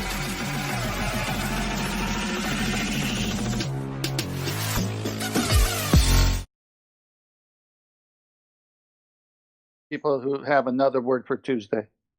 One of the commenters just after the stream said Jeremy Kyle show, which is the equivalent of Jerry Springer in the States here in the UK. And absolutely, that's what the Globers want. They want to turn it into the Jeremy Kyle show. Just total chaos. Because that way, the points aren't being made concisely. You know, we'll talk and argue all day about whether or not it's a bath full of bloody whatever liquid he described that isn't water or that, rather than him getting to the point which is he's actually here to claim we can have gas pressure without a container in violation of natural law. Will we ever get to that? No, but there'll be a lot of talking over and confiscations, maybe a few chairs thrown, maybe him eating the mic, calling us stupid quite a few times. That's what we'll actually get for the audience. That's not caused by us. That's caused by the person that needs to cause a distraction. That's Rumpus. He hasn't got an argument. He can't demonstrate gas pressure without a container. He can use false equivalents to describe what water-filled containers will do. But he hasn't got an argument. Just call us dumb all day and then assert that inertia gives him mass, that gives him a force that holds gas here. When you say show us inertia giving you gas pressure without a container. He's like, that's a malformed question. Well, I was kind of interested in the beginning how he claimed that you can calculate gas pressure without a container, then pointing at, basically deriving it from the known division of the gradient here in the Earth container. then yeah, you can calculate it based on the pre-known knowledge of it. But that's not really honest. It's a derivation. Well, if you're gonna calculate the actual gas pressure within with a separate container, like a vacuum chamber, you're going to introduce some amount of gas in it. Yeah, then you actually do have to calculate the complete container. It's still assumed in the in the way it is calculated, the way Rumpus described it, but I never got to that part. So. Well, we weren't asking him for a calculation. We were asking him for a physical, demonstratable way that he can show it. Right. Well, I was just trying to point that you can't technically even calculate gas pressure without the volume, which would have to be a container, or there could be no gas pressure contained. And then he tried to bypass that, saying, no, we're just taking a segment out of the gas pressure there and then deriving the gas pressures. But the container is already there. Yeah, where'd you get the gas pressure in the first place? Exactly. So it does actually calculate the container within it. It's just derived. His first statement actually ruined him, but because there was such havoc, there was no getting in there, because that's what he creates, is havoc. He started saying that he could calculate the pressure due to using the temperature and the density of the gas, right? How can he do that without? How can he calculate pressure? For a start, without having a container, but secondly, without having the information. Where did the information to be able to do this come from? You need only pressure. You need pressurized gas. The only way you could get that information in the first place is it comes from the learning through pressurized gas, which is right. But you need the volume. Without a volume within the calculation, there is no gas pressure. That's not Brian's point. Brian's point is that to come to the understanding of how you'd figure out all these things and study it, every single one of the studies would involve containment to acquire the knowledge to be able to make that extrapolation about what you have in the gas pressure gradient at ground level. So all of your examples that you'd learn to get to that stage would require containment also. Yes, exactly. That's what I wanted to point out, and then the discussion got rumpused into silliness and into the Jeremy Kyle show. That's what they create. If you're on the losing side, best to create a distraction and a disruption rather than a coherent argument, because they haven't got one. So turn it into the Jeremy Kyle show. Let it descend into chaos. Doesn't Conspiracy Cats try to make a difference between pressurized gas and gas pressure? Yeah, it's a bit like at some stage them saying that air is not the same as gas, because they've got a fundamentalist religious text that describes gas violations, and therefore their atmospheric belief is different to how gas behaves. Something that I think is important for them is that I think for us on the flat is to stop entertaining the word mass. Because every time they infer the word mass, they're inferring a situation where, in their belief, on the moon, your mass and your weight are not the same, but on the earth they are. Because mass separates all the things that actually cause weight, right, away from what they wanted to be the cause, which is an acceleration, which is little g. That's basically it. So every time they infer the word mass, and every time we speak about the word mass, it means that we're literally begging the question, if you know what I mean. Because we're going into the world where we can, and mass and weight can be different, which it cannot. They need to prove mass, which they can't. Correct. They're inferring weight, and weight's giving them a downward vector. They're begging the question of gravity. Absolutely spot on. Yes, correct. But didn't also within physics something require, what is it again? Substance, the whole list. John always says it very succinctly. Chemical formula, structure, charge, matter, momentum, or spin, millielectrons, kcals, or kilojoules. Right. And is mass in that list? No. All right. I put it in there initially, but I took it out. I replaced it with matter. But look, okay, that makes sense. But technically, if mass would be in the list, it would be acceptable. Could you then basically isolate mass itself No. as a physical thing or something. See? Yeah. Exactly. So that instantly dispels. I would put it back in if I were you, because it is proof that you can. So That's why they do neutrinos. Oh God. No, mass is too many. There's too many things that are defined with mass in it. Mass is defined into everything. You know, that's why, and that there's such problems with it. But it is a No, derived. It's derived, though. It's not a separate thing. Get rid of it altogether. It doesn't exist. It's not there. But it's not there. It doesn't exist. Just it's gone. No, but the derived concept definitely does exist. It just simply doesn't imply all the machinations that they stuck on top of it with gravity. Well, it does, because basically, like if you look into the origins of the word mass, and when they started coming in, I think it was Isaac Newton first started using it, the Latin version of it, in his Principia Mathematica, I think. And then after that, it started getting used, and it's used in the definition for density, matter, volume, and the only time it's used within the definition for weight is mass times little g, right? Or when you ask, or the other definition for weight is just gravitational acceleration, but you don't mention mass at all. But if mass is mentioned, it's mass times little g, and then you have the whole problem with mole and mass, which obviously, QE and Adam and that know a lot more about, but it's still, mass is an accumulation of matter. Mole is a calculation of matter. So, it's not it's nonsense. Just throw it away. It's gone. Doesn't exist. Can I ask a question? The more we give it time, the more we're begging the question for them. If you understand what I mean. No, I stop them in their tracks. Yeah, but he's right. No, he is right though. Yeah, they're right. That the more you spend time talking about it, you're just assuming a downward vector the whole time. You're right. You're just begging the question on their behalf. Correct. Stopping me in their tracks is absolutely correct way to deal with it, but he isn't wrong. Right. I'd like to say something as well about vectors. Weight is the cause of a downward vector, but weight does have a downward vector, but it also has an upward vector. Because helium also has weight. It's also matter. It also has weight, but it has an upward vector. So weight is the cause of two vectors, not just one. No. If you know, no. It's dependent on the medium. It's relative. It's relative density disequilibrium that would give you the vector. Exactly. There is no weight. There is only relative density disequilibrium force. That's the real provable, scientifically provable source of the natural displacement force, besides gas pressure. I don't know about the vector though. Well, relative density does go up and down. The point I'm making is that helium does have weight, wood does have weight.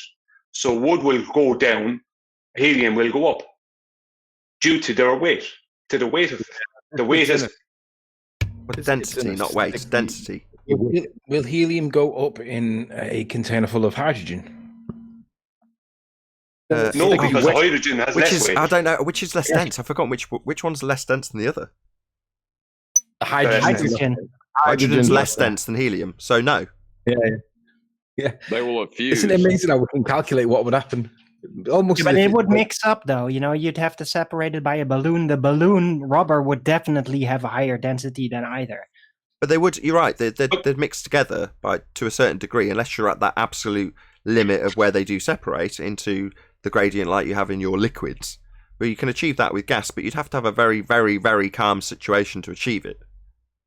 Yeah. But the way weight is caused by density, then why is weight not? And density is the cause of the two vectors. No, weight isn't caused by density.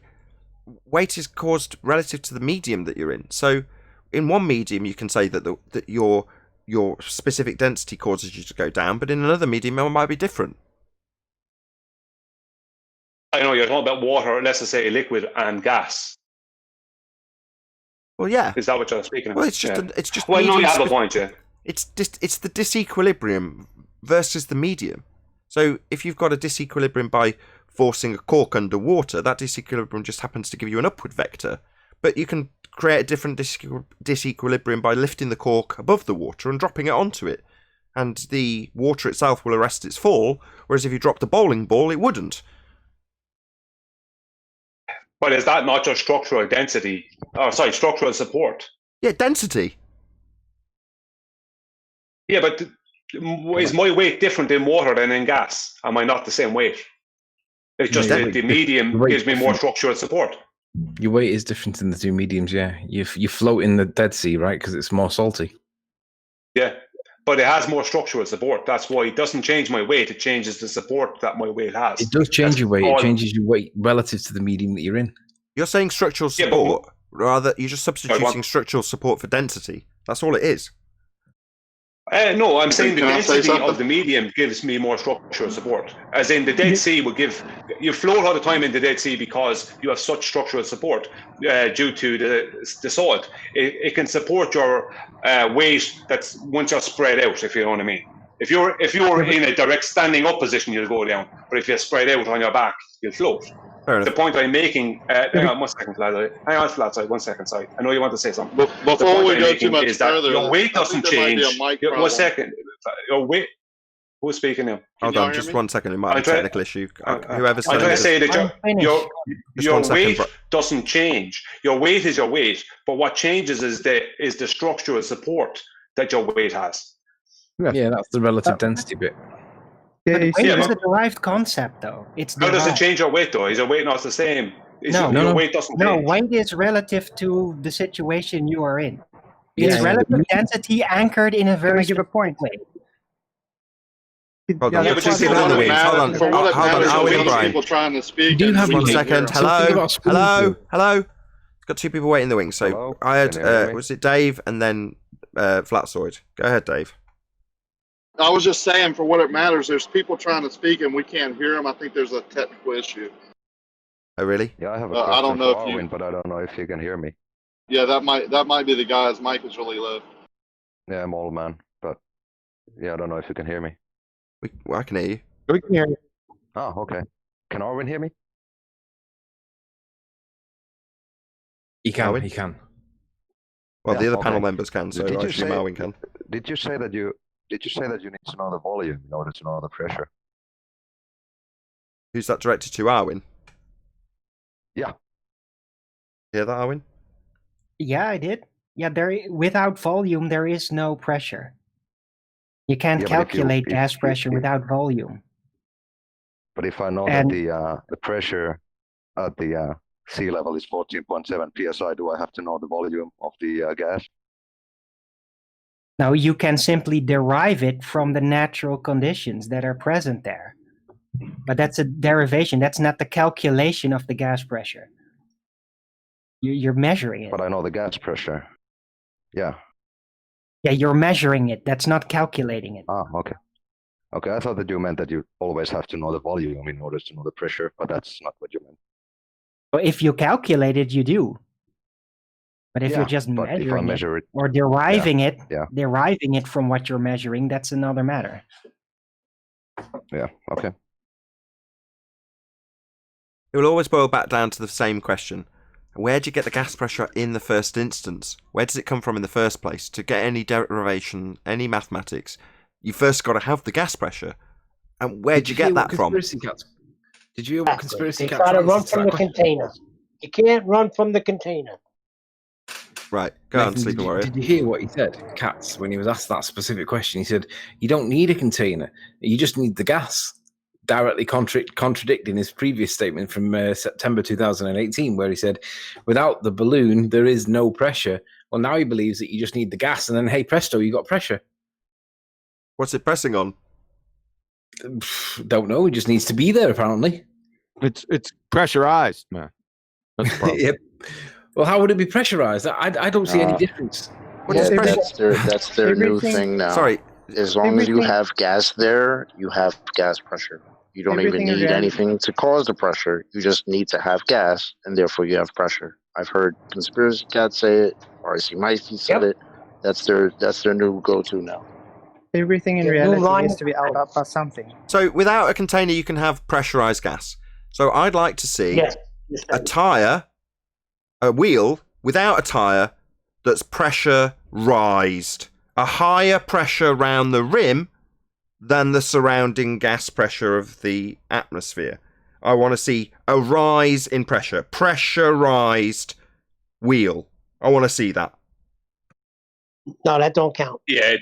Because you don't understand. That's not how it works. That's what the word means. A rise in pressurized. It's rised. It's above whatever it's surrounding. Higher pressure. Increased in pressure. Pressurized. That's what it means. What's the definition of pressurized? Let's go look that up. Pressurized. Just for conspiracy cats. Pressurized. Oxford. Produce or maintain raised pressure artificially in a gas or its container.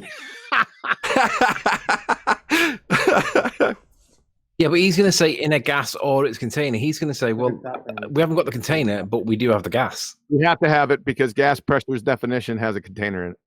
And you can't have volume. All the gas laws go bye-bye that without volume. I just realized something, by the way, about the measuring of gas pressure. You need a container for that too. Not so much for, of course, you have to have a container for the gas pressure, but you actually measure it by comparing containers. That's how gas pressure is measured. Any kind of pressure. You have a small container that's in a set volume, set pressure in it, and then they compare that little container to the gas pressure outside.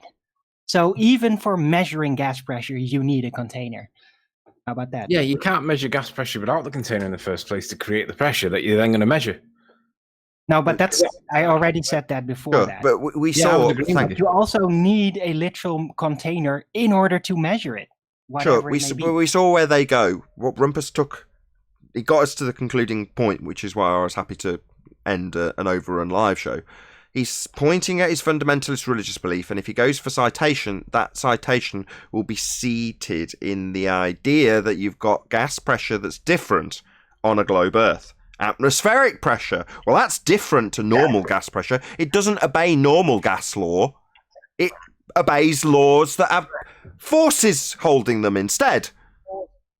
Exactly, that's what I Conspiracy cats actually defined what he meant by that. I missed it. I left for a little bit. Did we ever get that citation?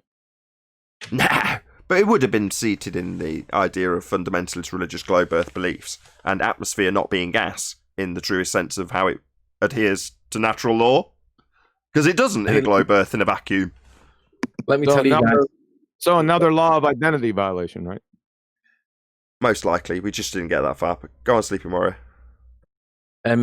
Because of Tommy, the way Tommy was treated, and how Conspiracy Cats was contrasting with Nathan for being such a nasty person, he was being such an amiable and affable kind of person. I sent him a message asking him, could I join his show? Because I'd like to discuss gas pressure following the success of Tommy's show with him. And he basically said, don't bother responding, we'll be completely ignoring you. And I was like, oh, really? So it's only for the low-hanging fruit, as it were. Yeah. Yep. He won't let us join. So what I think Nathan and QE should do is send an email to him and ask him, can you go on his show? And then we'll all post our responses as he's told us all to fuck off. Anthony, you asked Creaky Blinder to go on Agree to Disagree. Say again. Did you ask Creaky or Conspiracy to go on the show? Cats. Whose channel is it? Is it Cats? No, it's Creaky Blinders channel, isn't it? Oh, is it? I don't know. Creaky. Yeah. Creaky. Creaky. He doesn't. Does he even know where he is? He just follows along. I think he wants a bit of fame and fortune in this world, you know? Fame and what? So I get another tattoo? Something like that. He's a numpty dipshit, man. Hey, Creaky, you're a numpty dipshit. See, bring Cats, you and Cats into the arena, sons. Let's see how you fare then. Bring that pressurized is not pressure. Numpty dipshittery in there. I want that Boltzmann distribution. That's what I want. I'm waiting for that shit. It is so much like so much like gas isn't gas. It's gaseous. It's so similar. Pressure. Well, it's not pressure. It's pressurized. Oh no, that was incredible. I don't know if anyone remembers, but during that thing with Tommy, during his 2.5 hour thing with Tommy, he stated, but he said he did it subtly, that gas can have pressure just by the gas molecules hitting off each other, and that is pressurized. He said that in. What happens when they hit off each other? Where they go? Never come Well, back. he never went further than that. Yep. Where they go? Because that's their new shit. Just have gas. You got gas pressure. Background noise somewhere. Sorry, chocolate. We've still got a television on. Container. Atmosphere. Chocolate, you should try and go on that. We're going to discuss this. It's an oxymoron. You got gases laying on top. What do you think? Gases are like friggin' blankets or columns. Go back to 3rd grade general science, where it tells you, and you're shown where gases move freely and randomly at high speeds. So blankets and columns don't move freely and randomly at high speed, numpty dipshits. No matter what your citation says. You got to understand something, too. Anyone can post a citation. That's great. On its face, every single citation by itself is just a generalized baseless assertion fallacy. I don't care who says it. Mr. Magoo or Richard Feynman. You have to demonstrate that which is in the citation. The citation is not the argument. Get it? Clowns. What happens if you can't demonstrate it? And it's horseshit. No demonstration, no conversation. Okay, you just told a fairy tale. Demonstrate gas pressure, please. Asshole, are you breathing? Demonstrate gas pressure everywhere you want. Taiki, are you serious with that please. Shit? Yes, I'm serious. Pressure. Demonstrate it. You might want to go ask all your Mozart friends who keep asking us, how do we have a gas pressure gradient, moron? Are you kidding? Demonstrate gas pressure. Do we have a gas pressure gradient, Taiki? Yep. Yo, so we have gas pressure. Thanks. You just debunked your damn self. Thanks. No, we have a gradient. Who's your favorite intro? Gradient. Yeah, gradient. Yeah, we use it against you, bitch. There's gas pressure. It's right there. Yeah, you debunked yourself, dopey. Gradient is gas pressure? Are you sure? Yeah, obviously it's a gas pressure gradient. For gradient? Try to get out of it. Go ahead, let him do it. This is going to be hilarious. Come on, Curie. Give me the formula for gradient pressure. Go ahead. Y'all really have to learn on when to let these guys speak. Yeah, that's what I'm trying to do, Dave. Go for about 5 minutes and we'll laugh for days. No, I'm concise. I asked the question. Answer it. Oh, I asked you first. Well, hold on. Hold on. Let's just figure out what the question is. You're saying show a gradient. What kind of gradient? Is it a gas pressure gradient? You said we have a gas pressure. I want to see the formula for the gradient. Yeah, what kind of gradient? In which law you have? In which law? Let's try. It's so painful. In which gas law do you have a formula for a gradient? Okay, thank you. I'll try once more. What kind of gradient are you specifically referring to? The one we observe every day. Observe? What? Can you specifically name the type of gradient you're asking us? Is it, by chance, the gas pressure gradient that you're asking us?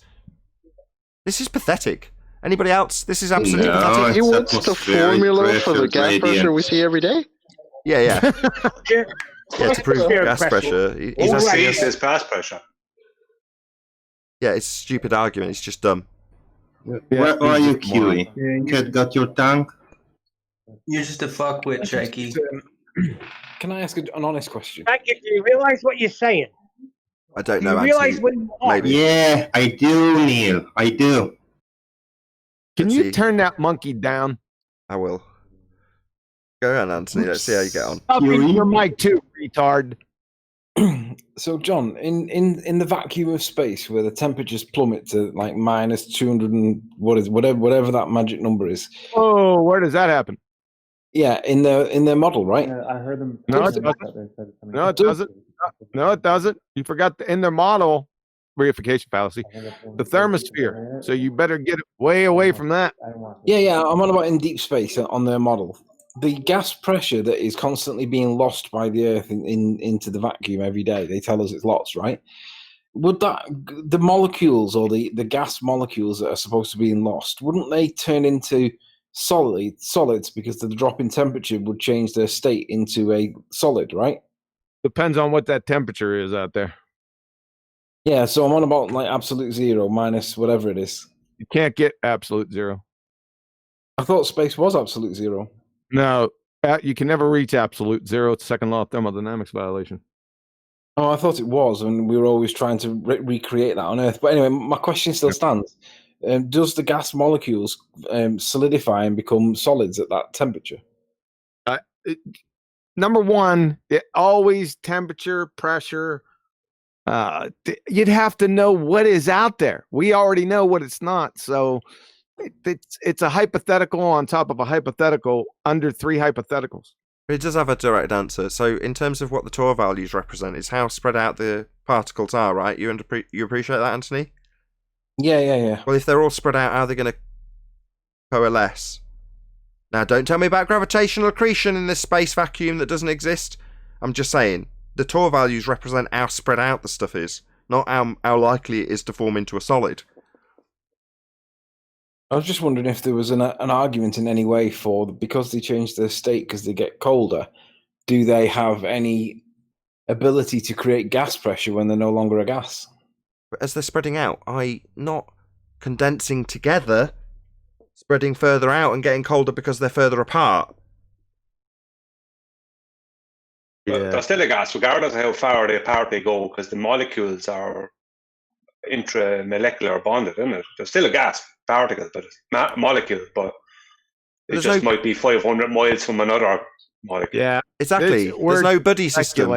It's no, you're not having two particles of gas flying out in the same direction and going, if we get cold enough, we might, we could cuddle together.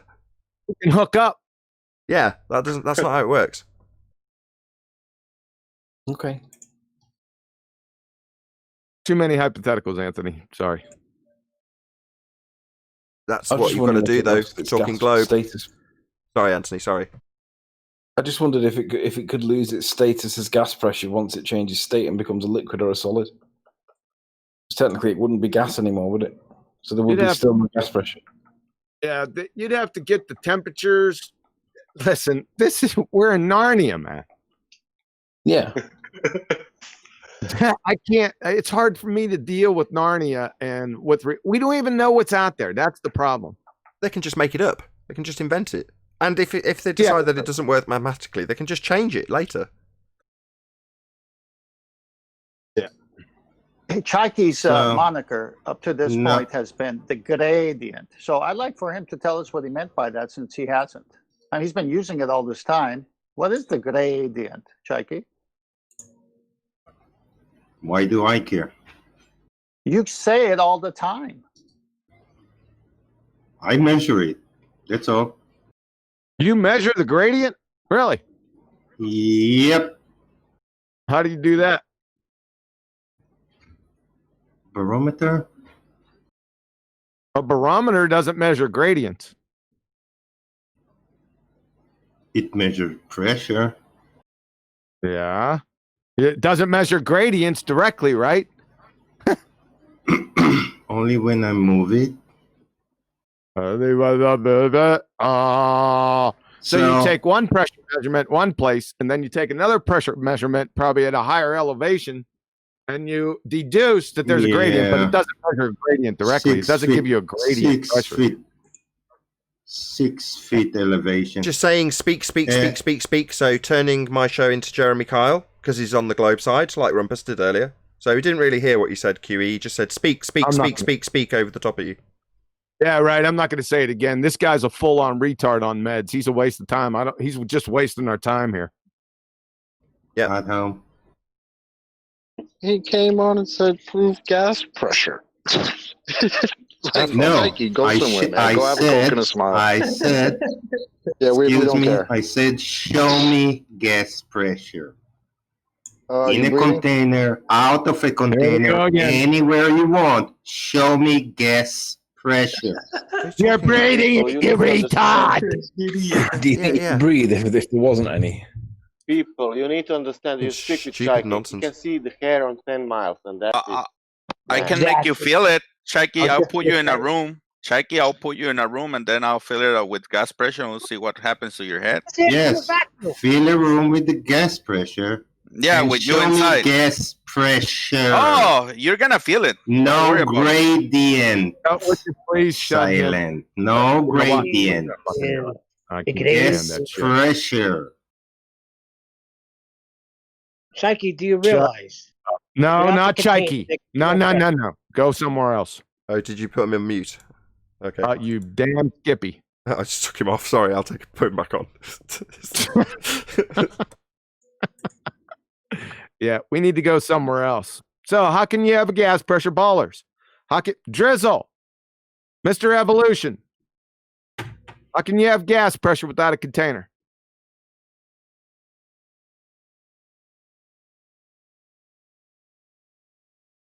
That would be Dr. Drizzle. Dr. Drizzle, how can you have gas pressure without a container? No way. Have we got Dr. Drizzle in the hizzle? That was a good Yes, one, sir. Nathan. For shizzle. For shizzle, Yeah, my nizzle. Nathan, something. My nizzle.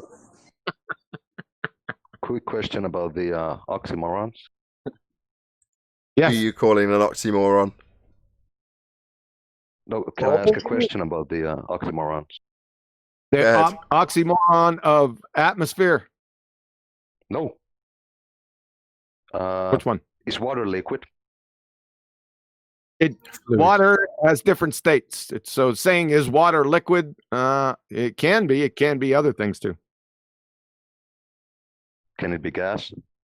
Yes. Oh, okay. Then never mind. I thought Really? you Was meant that that really your water question? can only be This is what you were water taught in is high liquid. school, though. That's how I was taught the different states. That's the hardest question I had today. Fair enough. It's not gaseous water droplets, though. I'll tell you what. I'll give you the answer after I go hexane swimming. That was a great line. I wouldn't try that. At least that's why we know he's like that. That's what he's got his pool filled up with. Yeah, don't do that, John. I saw somebody actually did that, and they had to be hauled off to the hospital. So Yeah, just stick to stick to ass's milk. All right, we need some ballers in here. Can you have gas pressure without a container? I can say a couple of words for that. Go ahead. What's that? Has anyone observed the container that we have in the oxymoronic atmosphere? Don't need to. It's a Right. necessary antecedent consequent game. Just like the consequent filet mignon, necessary antecedent is the cow. You see, if it's already clearly established that to have filet mignon, cows must exist, then if someone slaps filet mignon down on the kitchen table on a plate in front of me, then I know with absolute certainty that the cow exists without ever seeing or needing to see the cow or the length of its tail or what color it is. Right? Okay. The gas or air pressure is the filet mignon, the container's the cow. Get it? Okay. How do you know that you have a filet mignon? Well, because I know the definition of gas pressure. Have you ever No, he eaten didn't filet say that. mignon? Have you ever He said, eaten "How do you know filet? you've got a filet mignon?" If Yeah, you're the filet eating, mignon, I've this eaten. analogy is What's the the gas definition pressure. of it? Well, if the filet mignon is the equivalent of gas pressure, you're saying how do you know we've got gas pressure by equivalent, right? Yeah. Yes. I'm breathing it. Yeah, but the We definition measure is contained. the atmosphere is but we don't see a pressurized. container. Hold on. Yeah. Go ahead, Malman. It's circular. I think it's a bit circular. Like How you're saying that there must be a container because we define things that has a container. No, that's not circular. It's based on the definition. That's you're just running in a circle. Doesn't make it circular. That's fine. That's fine. So if you're to assert the contrapositive, which is that no, it's not in line with natural law or part of the definition of pressure. No, that's not true. You're just assuming it's circular. Then you need to show the antithesis of it. So you need to demonstrate gas pressure without a container. Right, Yeah, and you forgot circular. That's begging the question. You're saying that I'm assuming the premise. I'm not assuming anything here. So no, it's not circular. But you are assuming that there's a container because you've defined the gas pressure to have a container. It's an I didn't define antecedent. gas pressure. Gas pressure is defined Hold on. by other people. Hold on, John. other than Sorry, me. you're going to start going over things again. He already said antecedent. So, Moleman, do you know what an antecedent is? No, they don't. Is he a baller? I thought you were a flatty. You needed to have it. Which side are you on? I'm a No, he's baller. baller.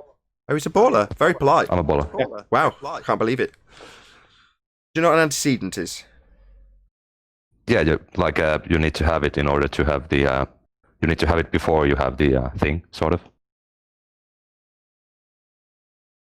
Could I say something to him a second, Nathan?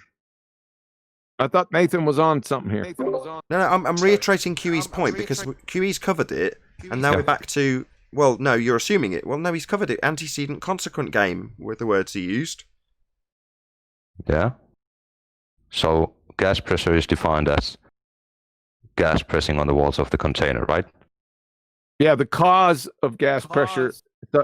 The rapid motion and collisions of molecules with the walls of the container causes pressure, force per unit area, surface area. Okay. And do we have the container? We must have it because we have gas pressure. This is kindergarten shit. Yeah, but that's like just let Moleman respond. You're saying whoever's talking. Go ahead, Moleman. Yeah, that's like with the filet mignon. I say I have filet mignon because I eat cow, but I can have New York strip instead of filet mignon. Yeah, but It's I'm not still talking from the about cow. New York strips. I'm talking about filet mignon. Get away from the analogy and get back to what it represents. What would the alternative to gas pressure be then? If it's Yeah, not? that's what I was just going to say. What's the comparison? the New York Hold on. strip requires cow. Hold on, Chocolate. Did you hear Sleeping Warrior's question? He's asking if New York strip is what you're saying you're being conned out of having filet, which might be the case. What's the equivalent in terms of gas pressure then? By equivalent, what are you saying would be the New York strip in the gas pressure example?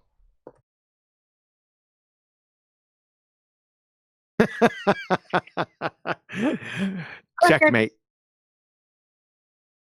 Let him answer though. Yeah. Don't take analogies too far. They're only useful so far, right? Just stick with the principles. I hate this argument. I'm hungry. But let's just see if Moleman understands or not. I'm sure he does. But so do you disagree that without the container there can be no pressure? Is Conspiracy Cat's quote incorrect, would you say? He ran away. He left. Oh, no way, he was so reasonable too. Oh, he's not reasonable. What he it's a false equivalence. went out in the after show. He'll do this until he's painted into a corner, leave, and then once you leave, he comes back and then talks crap. Yep. Until, this is his MO. He's an atheist. He'll try to find something you said in the argument, come back later, and then use it as try to preface your words to be like, "Yep, he didn't know what I was talking about." This is their life. Every day. You don't hear how they're Non-stop. scrambling right now, Mr. Tyke, with proved gas pressure. I mean, come on, man. You guys are out of your minds. Yeah. You have lost the plot. Yeah, he lost the plot a long time ago. Put him on mute so we can take him off mute and berate him again. I want to say something before you do. Bring in Choikey again. We ain't bringing in Choikey. I thought that's what you're trying to do. No, it's an inside joke. Hell no. Inside joke. All right, It was an inside joke. It was something I said about 6 months ago. On the money. It was an inside joke. So about 6 months ago, I was like, "Take him off mute. I want to berate him again." Let's have a wager. Focus on the money. It was this Bash Nathan day. Actually, I do Go ahead, remember. Brian. Yeah, what the fuck? Yeah, what I was going to say about, you know, the way this is the thing with the borders. They're asking, show us this container. How come we don't see this container? Show us this container. They have this idea in their head. This container has to be this solid glass dome or Blue, steel something. Yeah, It's got to be blue as well. yeah, it's got to be blue. Now, what they're not understanding is that gas is contained by anything more dense than it. So it doesn't have to be, let's just say, a solid. It just has to be something more dense than the gas. I don't know. You better be careful with that. That's infinite regress fallacy. Wow, that's ace. That's an infinite regress fallacy. Yeah, but it can also be contained by something significantly Hold colder, on. and if the sun's not there to warm something up, and it allows it to become a different state. Yeah, then we're hey, going off the reservation. Hold on, am I wrong? Am I wrong? In the liquid. That's an infinite regress fallacy, isn't it? Because what's containing? You're saying that a more dense gas could contain the gas. Yeah. What's containing what's containing the more dense gas? Well, there's a more dense gas than that gas containing that gas. No. My point being is that the point I was making is gas doesn't go down into water. Water literally contains the gas from going down the way. Let's say the air over the ocean the air doesn't go down into the ocean because the ocean is actually containing it. Now, my point is that they keep on thinking that. My point, gas is not going down into the ocean, is it? I mean, air is air, water is water. They're two different states. You can have gases dissolved in water. Yeah, but they're not gas anymore, though. If you know what I mean. They're still gas. They're dissolved in it. Yeah. There's still gas Hold on. inside of fish breathe. I was going to say, well, how do you think fish breathe? Yep. The point is they're not in a gaseous state, though. I mean, No, they are. They're latched onto the water, dissolved into it. Yes. yeah, I know there's oxygen, there's that in water, but my point is, the point I'm making is that water and liquid is more dense than gas. I'm specifically talking about the gas we're breathing. That's what I'm talking about.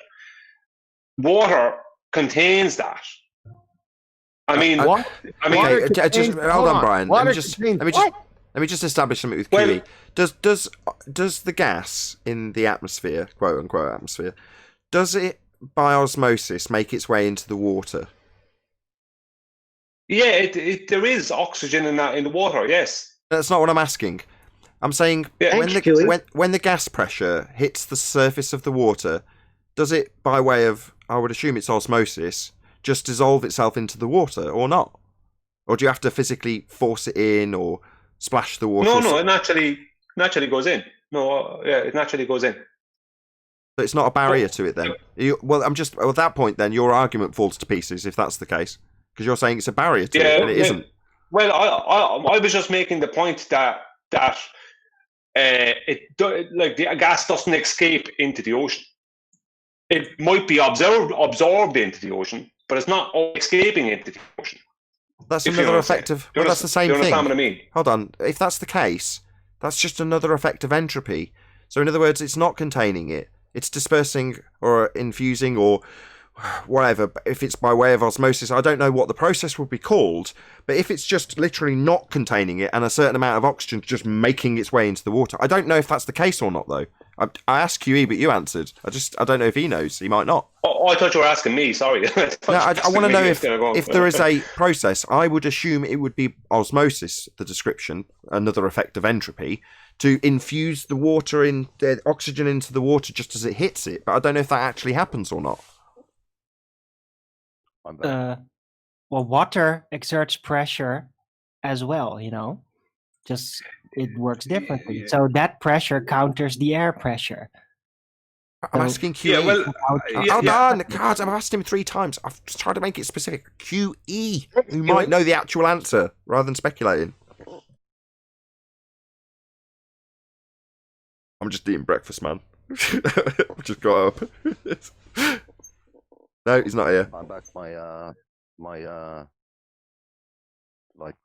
You know the way divers and people who work underwater, like people who build submarines, you have to take into account the fact that the gas pressure, let's just say at ground level, that's hitting the water is transferring down, and it's adding to the hydrostatic pressure that they'll have to deal with. So it is containing it up to a point. I'm not saying there's water above us. I'm just saying that you just need something that's dense enough to contain the gas. Oh, now I'm totally confused. They have this. Hold on. Now I'm totally confused. What do you mean you're not saying there's water above? I thought that was the whole premise of your argument. No, I'm not saying there's water. I was trying to use water as an example of something that's stopping the gas. If you know what I mean. I was just using it as an example. I wasn't saying there's water above us. I didn't mean it that. But based on what's going on in terms of, I was about to say the law of density, but based on what we understand about density, the water's going to be below it to provide what you're describing as a bottom or a base to the container. But you can't have that same thing apply above it, because it wouldn't orientate itself that way. If it was more dense, it would make its way down. So how are you going to have this less dense, not necessarily solid sapphire or glass bowl, but ultimately something that's like liquid or a more dense gas? Forget the infinite regress fallacy, but how is that going to be above it if it's more dense? It would find its equilibrium and make its way back down, right? Well, I'm just, the point I was making is that bowlers always see it as we have this blue glass dome above us that we're supposed to prove. My point being is that you just need something that's dense enough to hold the gas. Now, that doesn't mean it's not a structure, but it doesn't make it blue glass either, or blue silicon or whatever. Yeah, we haven't got a clue what it is. It's a structure. We don't know what it is. We don't know what it is. But I'm just saying that they have this idea. They have an idea in their head that we have this glass dome that we don't have a photograph of, that we're all trying to say is there, that we don't have a photograph of. My point being is that we don't know what it is. It's just that it's dense enough to hold the gas. But it is the word "it" that you're using in this context. It is containment, and we absolutely, unequivocally have containment. Now, what the containment is, what it's made of, where it is, no idea. However, there is containment. We are, fact, contained. That is without question. Yeah, I absolutely agree. I wasn't disagreeing with that at all. I'm just pointing out that the bowlers, like that guy that was just talking a few minutes ago, that mole man, like he has this idea in his head that we're supposed to, like the rest of the bowlers, we're supposed to have this glass dome. And when we can't come up with a photograph of the glass dome, it means that we can't prove a container. Now, obviously, having gas pressure proves a container, proves containment. But my point is that the bowlers aren't thinking that we don't know what it is, but it has to be dense enough to hold the gases. Right. That's all it has to be. What it has to be. My point is, it doesn't have to be a glass dome, but it does have to be dense enough to hold and keep containment. Yeah, my analogy with water was a bad analogy. Yeah, it has to be capable of containing the gas. So, in other words, we must have containment. But like the first guy who sent a super chat on the live show, right? Once you figure out that you've been lied to about things like space in this example, then the real questions actually begin. So, one of the earliest questions I posed to my public audience was, why is the sky blue? Now, what is the sky? We have no idea. This, finding out that you don't have all the answers in terms of what the quote-unquote dome is made of. Well, you don't know. It's just a straw man argument put because they've got a really weak aspect to their globe Earth claim that the sky is a vacuum. It isn't. But does that mean it's my responsibility? Go on, whoever that was. Said we don't even know how far away it is. We have no idea. But I just want to show you how it looks. Hold on, Spurs. It is containment. So I don't know what the sky is, but I know the sky, some aspect of it is a container. That's what it is. It can't not be. We wouldn't have gas.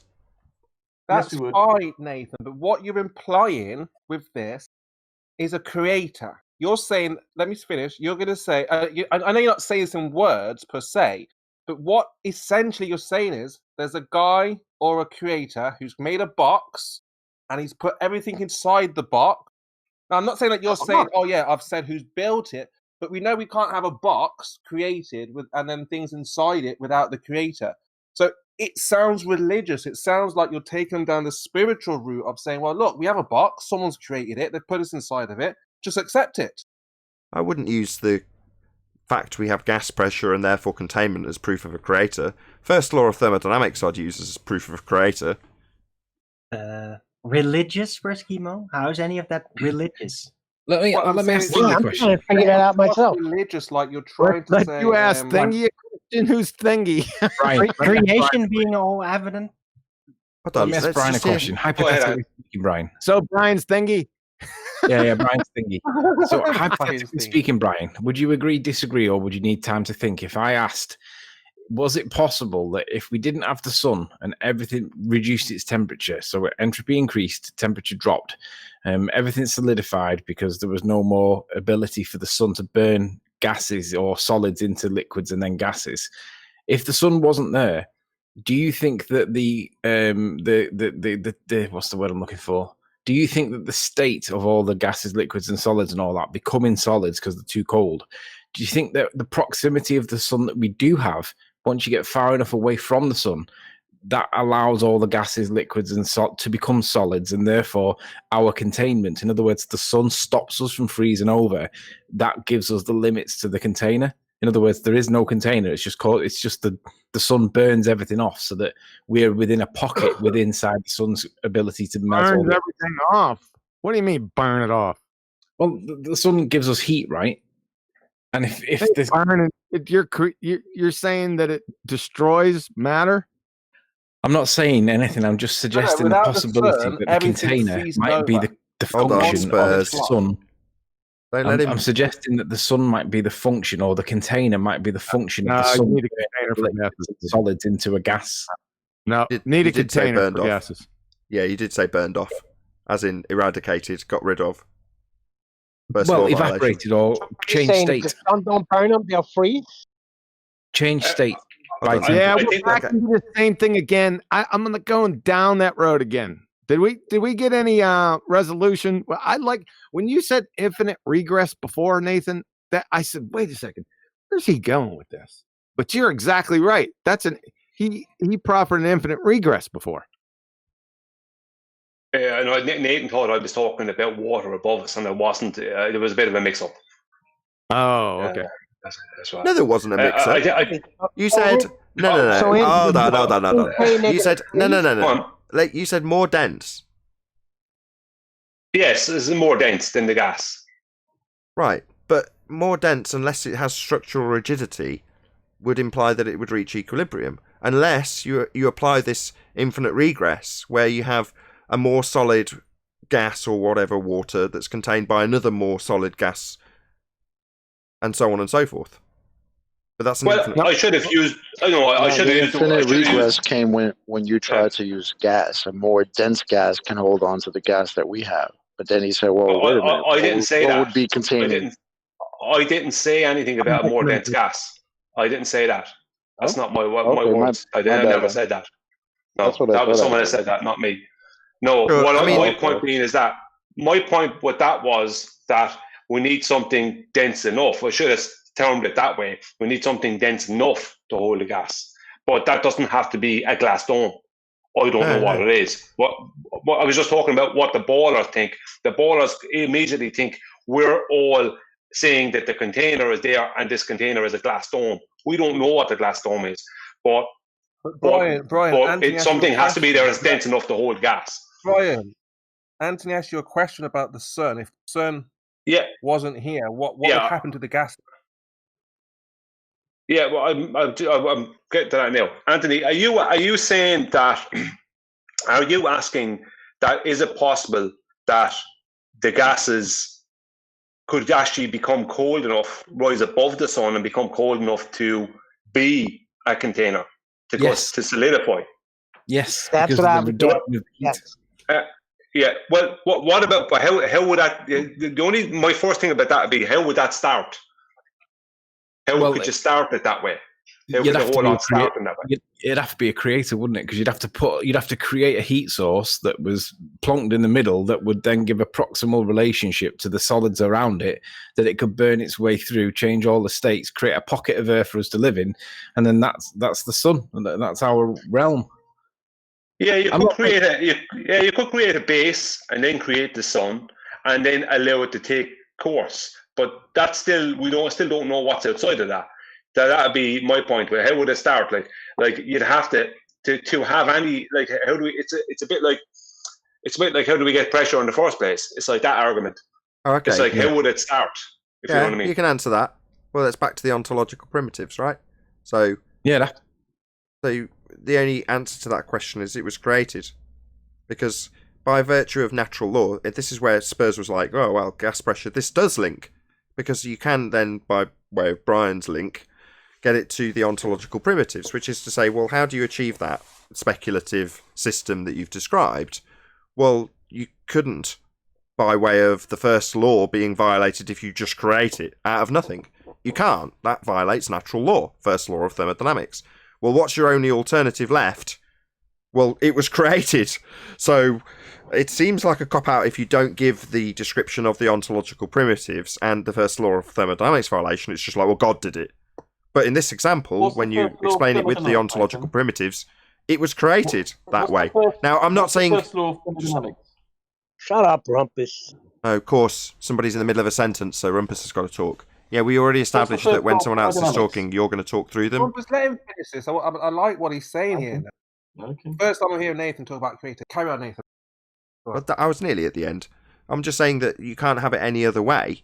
If you've got a first law of thermodynamics violation, to have it the alternative in the ontological primitives, which is to say it came out of nothing by way of nature. That is not the case. Now, I'm not saying that I agree with the description that Anthony and Brian have hashed out in terms of a theoretical start, but based on them just saying, well, how could you get to this point where you need something to be created? Well, that's because it's been created. Yeah. I'm all right with that. Amen.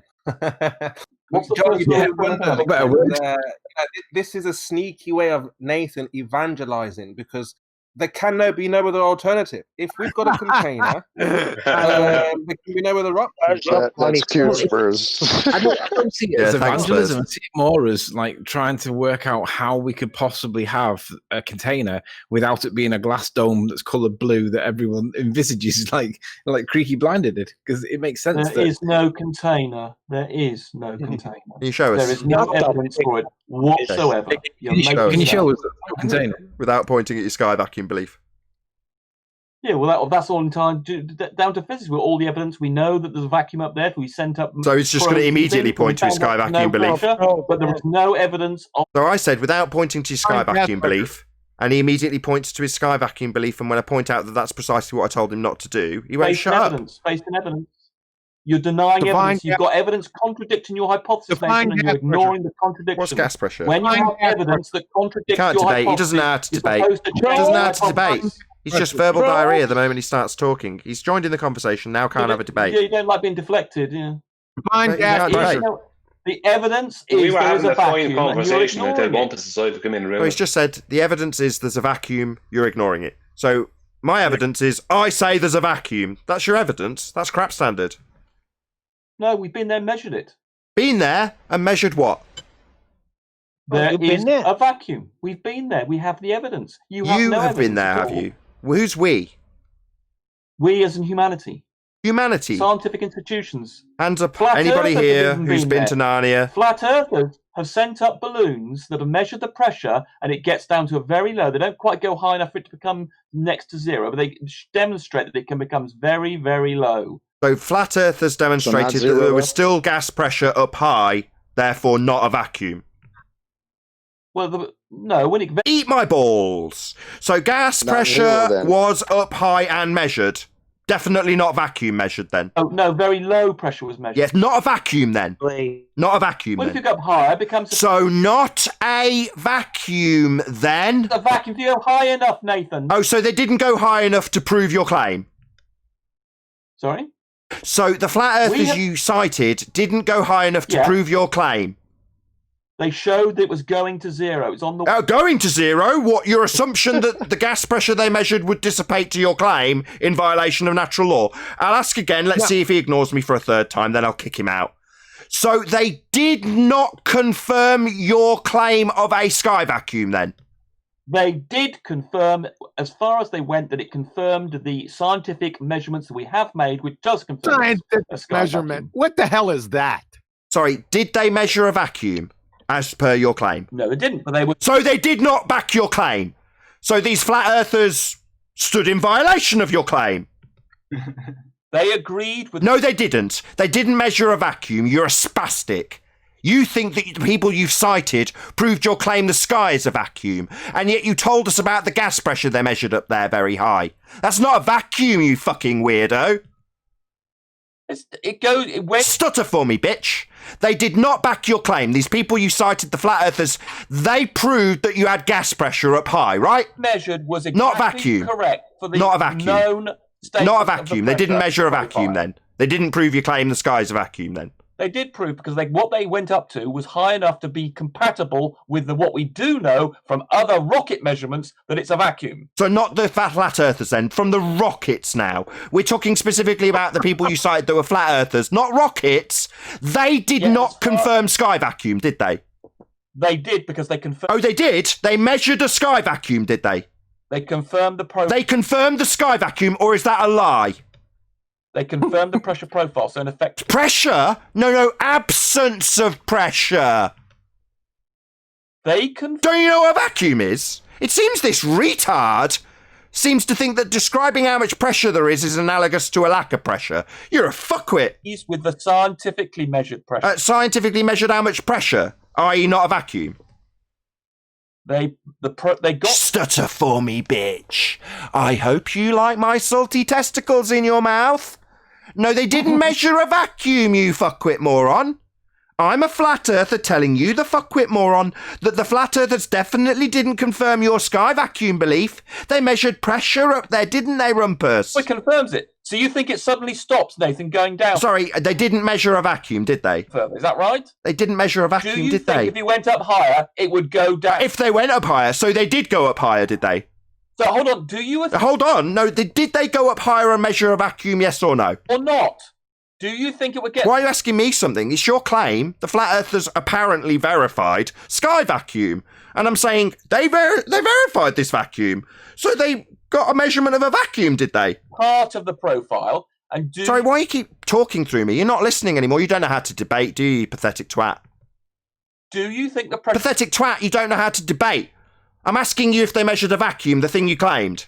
Do you think... Don't ask me something. Just be a pathetic twat and talk through me, ignoring my question that demolishes your argument here. So your claim, flat earthers went up, measured sky vacuum. No, they didn't. You're a liar. The scientific... You're a liar. You don't know how to debate. You can't listen to me teabagging you anymore. You're just talking constantly Well, just no, to you never ignore let me. me speak for more than a few sentences. Well, a sentence maximum. Oh, is that your now objection as I teabag you? The flat earthers didn't confirm sky vacuum. They measured pressure up there. They confirmed the profile that we Of know. pressure. Yeah, they confirmed that there was pressure. Yeah, not a vacuum. No, they confirmed the pressure profile. Yeah, pressure. So there was pressure there. Not a vacuum like you claimed, you lying spastic. Down. And going down exactly as we know from science. Oh, so the pressure up there was less. So there was pressure, not a vacuum. Had the same pressure profile going less, Nathan. Oh, profile, but they didn't measure it. You're just extrapolating out what they did get when they measured pressure and not a vacuum. What they did measure was pressure. I know. Measured by other means. Yeah, they measured pressure. Where it has become a pressure. Yeah, we know they measured pressure. They didn't measure a vacuum, though, did they? They measured it going down, Nathan. They measured the pressure going down, not a vacuum then. So do you think it would stop? So a question for me as a teabag you obfuscating little twat that doesn't know how to debate. You had like a response. You claim flat earthers measured the sky vacuum. They didn't. You're just a lying fundy. You're scared of answering that question. I'm scared of you addressing that they didn't confirm your claim that the sky's a vacuum. They got a pressure profile. Nathan. Pressure profile, yeah? Dodging the question. Pressure profile. Come on, Nathan, actually Pressure answer a profile, right? question for once. I can do it too. Pressure Come on, be profile, a right? devil. They got a Be pressure devil, profile, be right? devil. They got a pressure profile. Answer the question. Answer the question. They got a pressure profile, right? Would the pressure keep on going down, Nathan? I don't know. Did they measure the pressure You don't profile know. going down to Well, zero other or not? people have, Nathan. You tell me. It's your example. You told me about what they measured. I gave you several examples. Yeah. Now I'm asking, did the pressure profile go down to zero when they measured it? Included some flat earthers. Oh, you that just measured can't parts debate. of You the can't answer profile. my questions, can you? Did the pressure profile go down to zero? No, it didn't. I never said. Oh, so not a vacuum then? Oh, I see. So the flat earthers you claim backed your claim didn't back your claim. They measured pressure up there. Claim because they showed. You're just ignoring me again. You don't know how to debate. You'd interrupt. You're just ignoring me again. You don't know how to debate. You're being creamed. So they didn't back your claim. Nobody's measuring sky vacuums. But you'll extrapolate out that it goes down to your fundamentalist zealotry that the sky's a vacuum, even though they're not measuring that. By those flat earthers. Yeah, they didn't measure a vacuum. They measured a pressure profile. So there was pressure. They confirmed it. No, they confirmed the pressure. Profile. Yeah. Yeah, pressure profile's not a vacuum, is it? Yep. And it carries on going down. Sorry, it's not a vacuum, though, is it? That's what you're claiming, you moron. Should we all have a laugh at him? No, he's assuming it will carry on. Yeah, they didn't measure it, though. Without confirmation, though. Yeah, Because they measured a nobody pressure measured profile. it, Rumpus. That's right. He's just assuming that it will go down to zero because his fundamentalist belief is it goes down to zero. If they'd been able to go a bit higher, Nathan, do you think? Oh, sorry. If they went higher, so they didn't go higher and measure it then. But other people have. Oh, but other people have that aren't flat earthers, as per your lying bastard claim about what flat earthers have done to prove a sky vacuum when they didn't. They measured pressure up there in a form of a pressure profile, as declared by you, by your example, that's wrong, and been teabagged by me, as you continually talk through me. And I included. Yeah, you just continually talk through me, yeah? While ignoring my point that you haven't got any claim proof. Higher. Come on, Arwin. Answer. Not Arwin, Nathan, the guy teabagging you. Yeah, while you turn it into the Jeremy Kyle show? Come on, Arwin. Do you think the Yeah, keep talking to Arwin while I teabag you. Yeah, just because you need to turn it into the Jeremy Kyle show. You're scared of me, I know. You're deflecting. You're scared of me. Nathan You're scared of basically me. repeated my point, so there's no need to address me, Rumpus. I answer every one of yours. He's just scared of me. The flat earthers didn't confirm a sky vacuum. You made it very clear they measured a pressure profile. So you've lost. Oh, I've won. Again. Oh, you've won? You've won. No, this is what stupid moron spastics like Rumpus do when they lose. They say they've won. They're delusional. Like completely mentally retarded, needs committing. No. When you tell me that the flat earthers have backed your claim the sky is a vacuum because you say you just go outside and observe it, it's science, which it isn't. And I say, so they measured a sky vacuum then as per your claim, and you tell me how they measured a pressure profile. So they're measuring pressure then, not vacuum then. So you've lost. Finish the sentence. And I told you that it had been measured zero, and I then said that flat earthers had measured the pressure profile. So that's not a vacuum. And it matched the scientific one that we know. Oh, the one that you're going to beg the question of matched the flat earthers that didn't measure it. They measured the pressure profile. Yeah, pressure. So there's pressure. Yeah, we know there's pressure. We're breathing it. Your sky vacuum belief isn't pressure, though, is it? Very low pressure, Nathan. Very low pressure. So pressure. So gas pressure. Yeah. That's not a sky vacuum, though, is it? You know, maybe tell me that you've won when your claim is the sky is a vacuum, an absence of pressure measured by way of torr. How much we have of this vast empty space. Yeah, well, you're not going to prove that here by telling me that flat earthers have measured how much pressure there is up high. Well, they're not measuring a vacuum then, are they, moron? Answer the question. Be a devil. Do you think things at high pressure go to low pressure areas? Yeah, it's called entropy. Yes, but they don't go to a vacuum. believe that though. things at high Never, pressure go to areas never of high do they pressure. go to a vacuum. Yeah, okay. Maybe I don't understand. You'll have to help me, Rumpus. So, for instance, if we had an area that was a vacuum, low pressure, would gas go into it? That's right, they would, unless there was a force acting on it otherwise. Oh, no. Citation, please. Well, that's what. Don't tell us what it would do. Get a citation. Well, it's still logical. Stutter for us, you little bitch. Yeah, citation, please. Not unless. Yep. Well, you're not okay, unless. that citation You was caveated consistent that with horseshit. It's not unless. gravity You added Am I that. gonna be able to answer? You asked me for a citation. I'm trying to law answer. thermodynamics violation right here. It's time for the Jeremy Kyle show. So basically, at this point, Rumpus has got nothing but obfuscation. So he's going to turn it into the Jeremy Kyle show, right? Oh my God! I'm trying to give you an answer. You asked me a question. You won't let me answer. No, we asked you for a citation. We didn't ask you for a question. That's just a lie. Exactly. So turn it into the Jeremy Kyle show, make everyone all angry while you lie about how you were asked a question that you now need to answer. No, you're asked for a citation. That's what keeps it in. No, I didn't listen to you. I spoke, and I absolutely closed your line in case anybody wants to make a little video about how we're pointing out the obfuscation tactic. He was asked for a citation.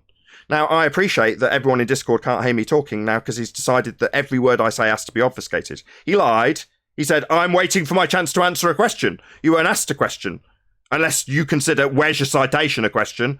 And the answer to that question is to show us a citation, not talk through me. Well, yeah, but hold on. You were asking me whether or not something at high pressure will go to low pressure.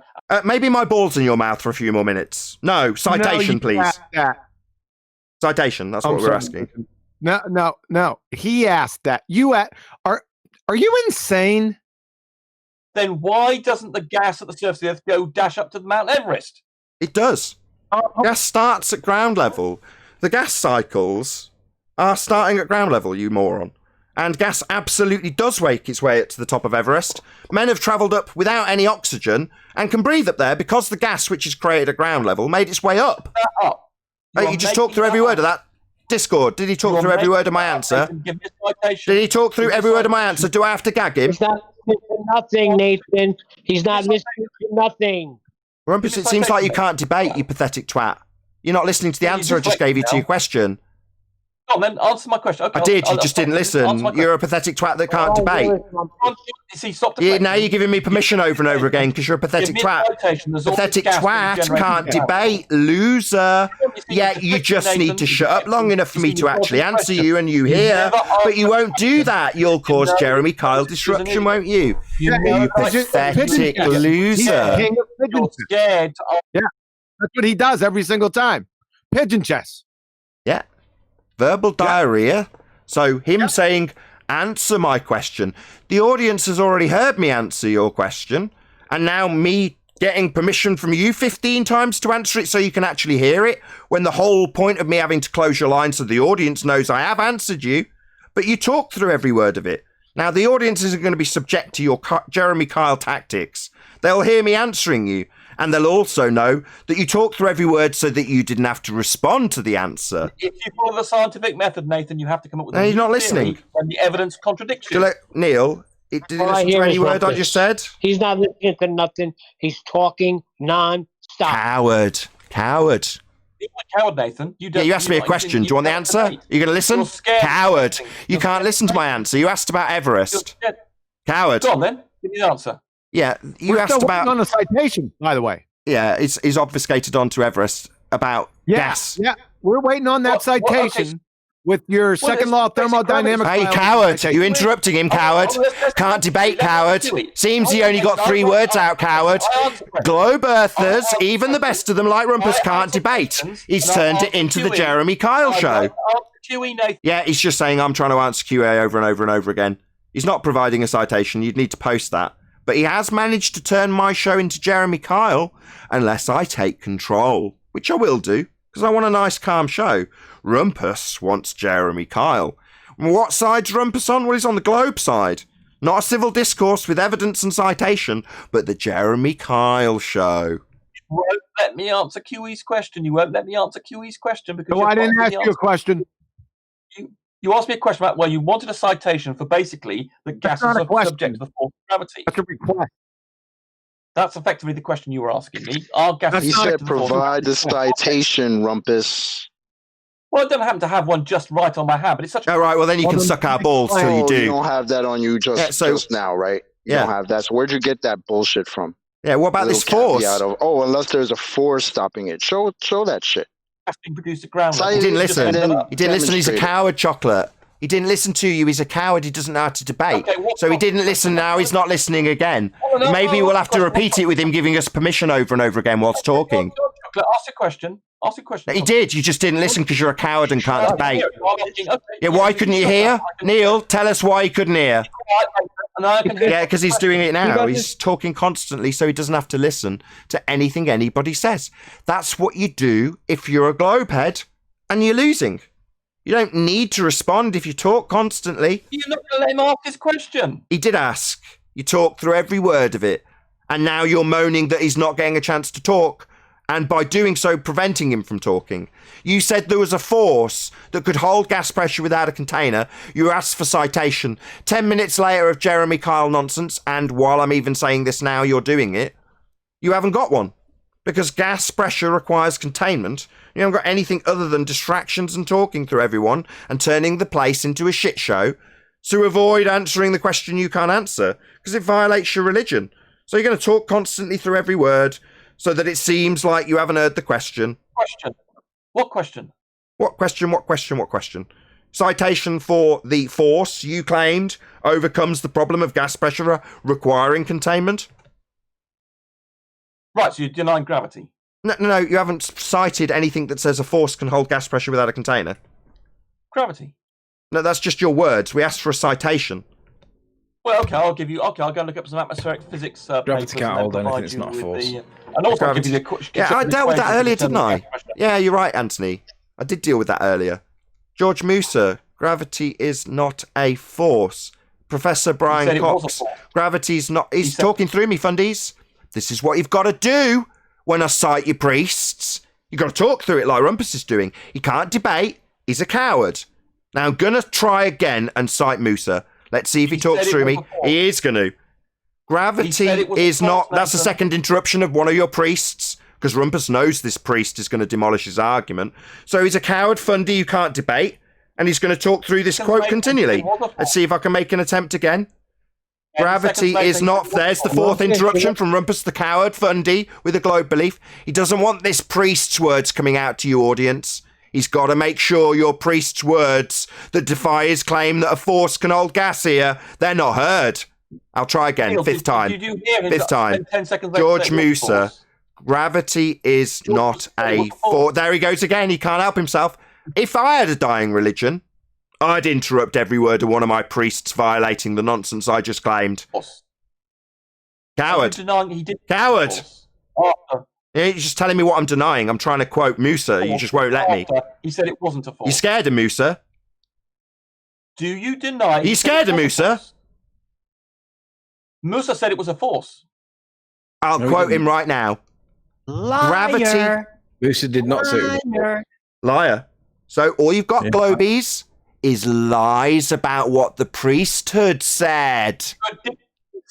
We haven't been allowed to have the quote yet. You've stopped it 5 times. But he said it was a force. Don't tell me what he said. I'm trying to quote him. You won't let me because you're a coward. It's a force. You're scared of Musa's quotes, aren't you? Are you going to quote where he says... Are you going to ask me a question when I'm trying to quote him for the 6th time and you won't let me? You're scared. Where he says it's a force. Bundies, Rumpus is scared of Musa's quotes. He won't let me give a quote. He wants his quote only. Quote the bit where he says it... Tell me what to quote. No, I'll quote the bit I'm going to quote if you'll let me, but you won't. 7 attempts. You're a coward, scared of Musa. You're scared of your own priests. We heard you, Nathan. No, we heard you, Nathan. No, I haven't said it yet. You stopped me 7, now 8 times.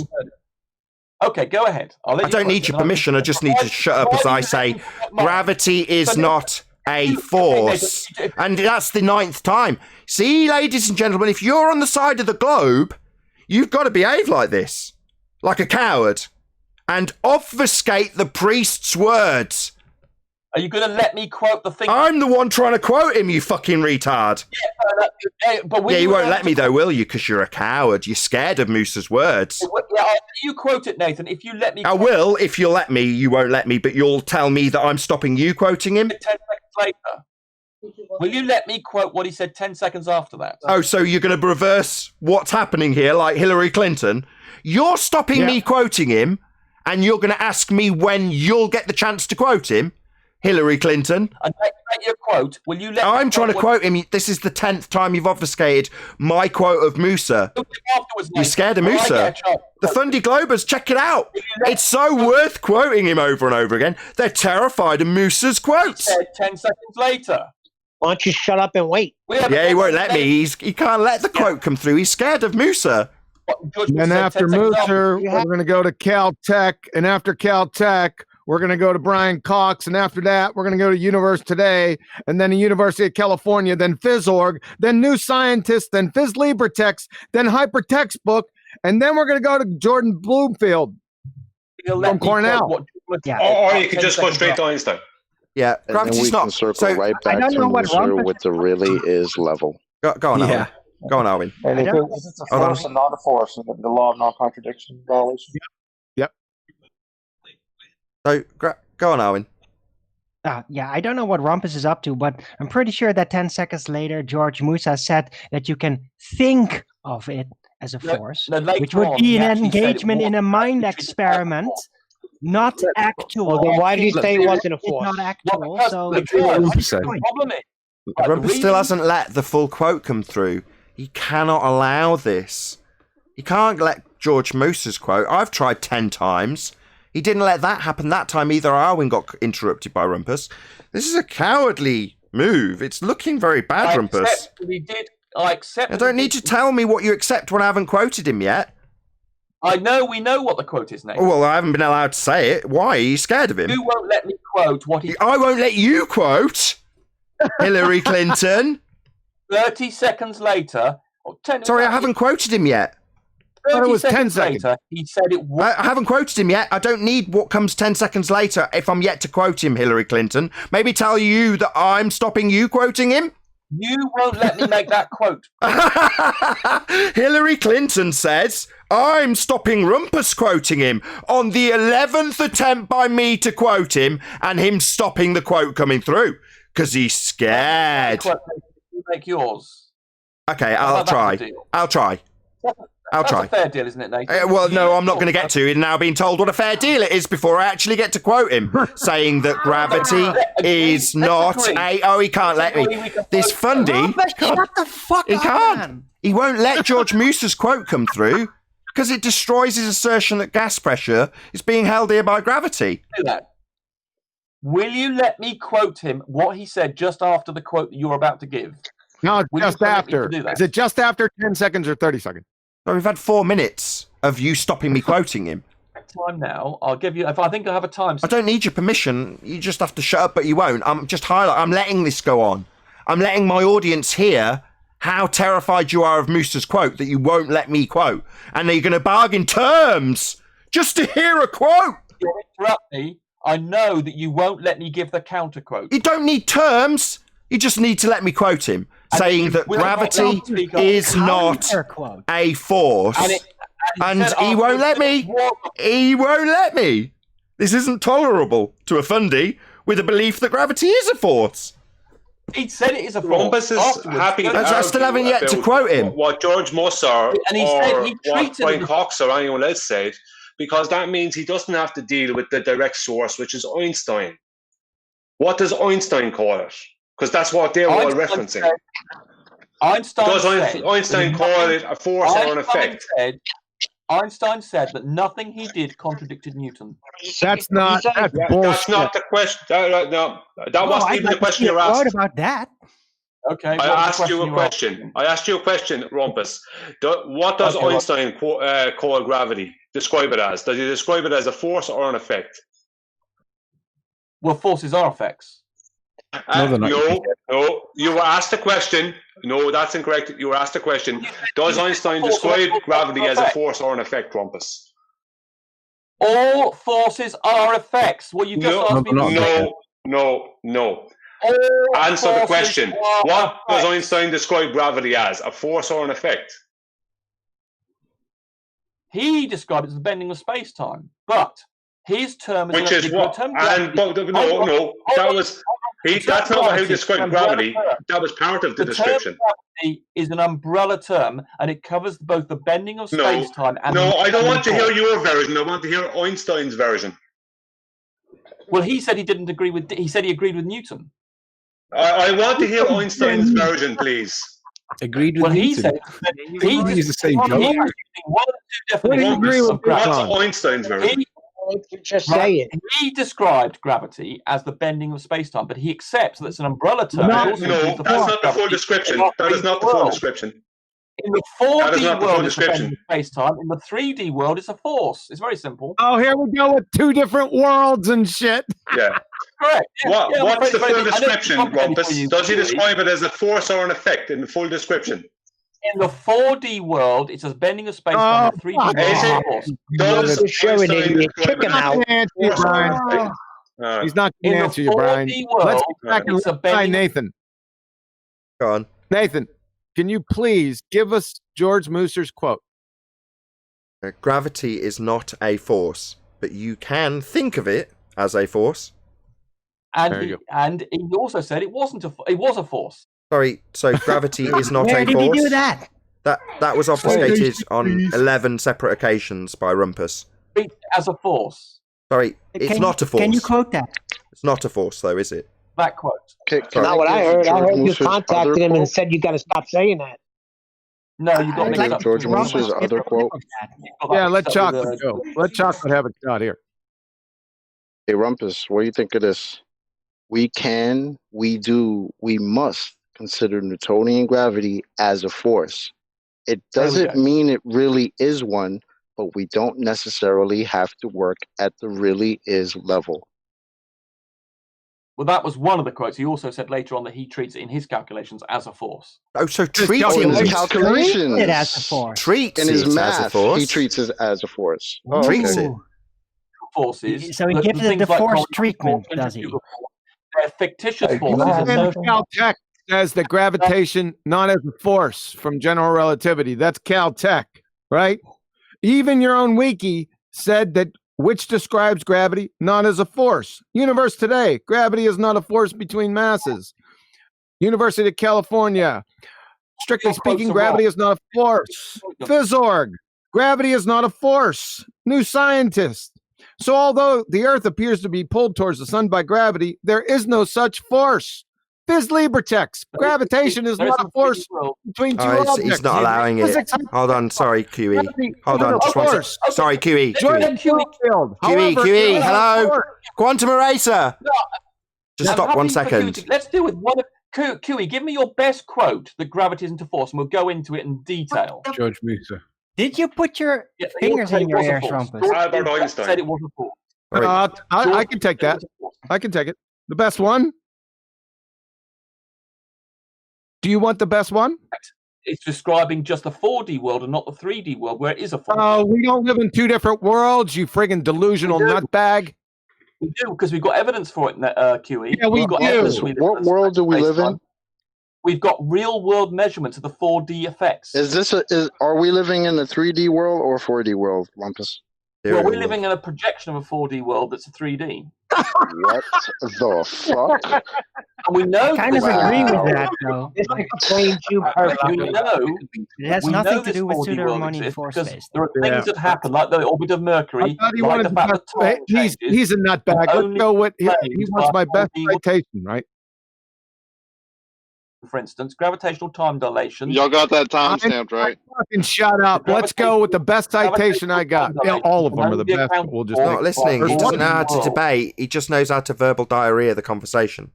It's Oh, you don't pathetic. like science. I'm just shoving science down your throat. You asked for something. Is this going to be... Shut up. You asked me for my best citation, right? Okay, let's go into that. So let's do that. Let's go into your best citation that gravity is not a force. All We'll right. deal with that. All right, Caltech. Einstein came up with the theory of general relativity in 1915, the prototype of all modern gravitational theories. Its crucial ingredient, involving a colossal intellectual jump, is the concept of gravitation, not as a force, but as a Right, can you give us a manifestation link of for that? curvature of space-time. Can you provide the link, please? We didn't hear the quote, Rumpus. You talked through it. You pathetic Yeah, I know. loser. Why don't you give me a link? So please, I'm and then going to we now can edit. stop you from talking by muting you unless you have to actually talk through the quote. Give us You a talk link through every word for of it. Thank God. Give us Sorry. a link for it first. No, we just want it to be verbalized without you interrupting it. Is that possible? You coward. You loser. I want the link. He's just making it I don't up. care what you can want. I want to hear it. Is that not possible? Yeah, I want the link. Why won't he provide the You link? suck my balls. Yeah? Rumpus, were you like this in Hold on, Owen. So, are we not allowed to just hear a quote without Rumpus talking through it? I gave him the link. Now he's put his fingers in his ears. Thank Right, God. the link is in Discord and live stream. I'll read it again. Einstein came up with the theory of general relativity in 1915, the prototype of all modern gravitational theories. Its crucial ingredient, involving a colossal intellectual jump, is the concept of gravitation not as a force, but as a manifestation of the curvature of space-time. Caltech. There's the link right there. So, in conclusion, Rumpus asserted that he had a force that could hold gas pressure here. He is a liar. He does not have a force. It is specifically detailed and needs to be obfuscated that it's not a force. It's not going to be holding gas pressure here, and all he can do is talk through every word that annihilates his argument. And that's what you've got to do if you've got a globe belief, because you certainly don't have any winning arguments. You might have two fanciful worlds to live in, though. Nathan, let me ask Rumpus a question. You can't. He put his fingers in his ears. The moment I pointed out that he talked through a quote that he asked for, he talked through every word, him preventing me pointing out to him that he refused to listen to the quote he asked for, and his response was to constantly talk through that he demands that he gets the link there and then, and he's going to talk through the quote while it's being quoted to demand he has a link, like a belligerent child. But he got the link. And he misquoted Anthony. He's on mute. Really pathetic. But I can ask the question, though, so he will hear me, though, right? No, he's on deaf and mute. He put his fingers in his ears. That's what he does.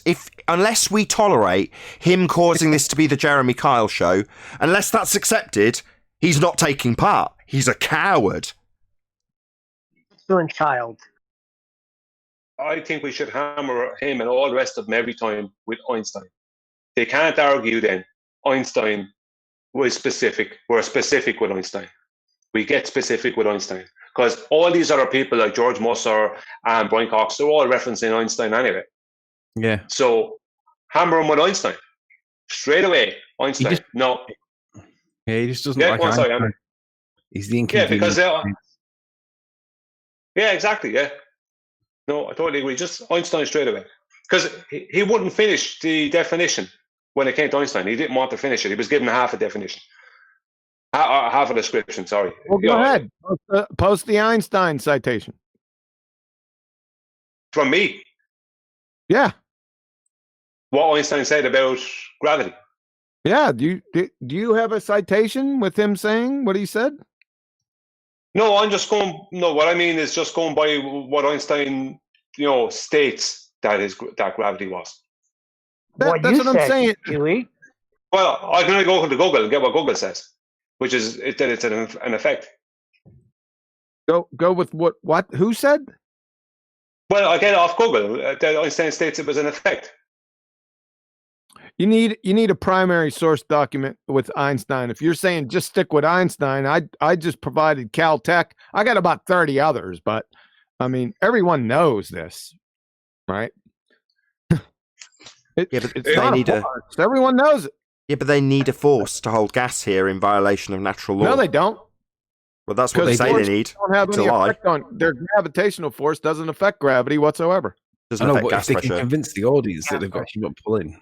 I'm sorry, gas pressure, right? Yeah, It doesn't affect you're right. You're that right. would be You're right. it would It doesn't be a affect the gas pressure in the slightest. violation. Yeah, that's why that was the point that we asked him for citation. You prove that you can have gas pressure with a force. No, you can't. Right? That's the citation we were asking for, right? He friggin' red herring fallacied away, diverted away onto different subjects because he knows he was screwed.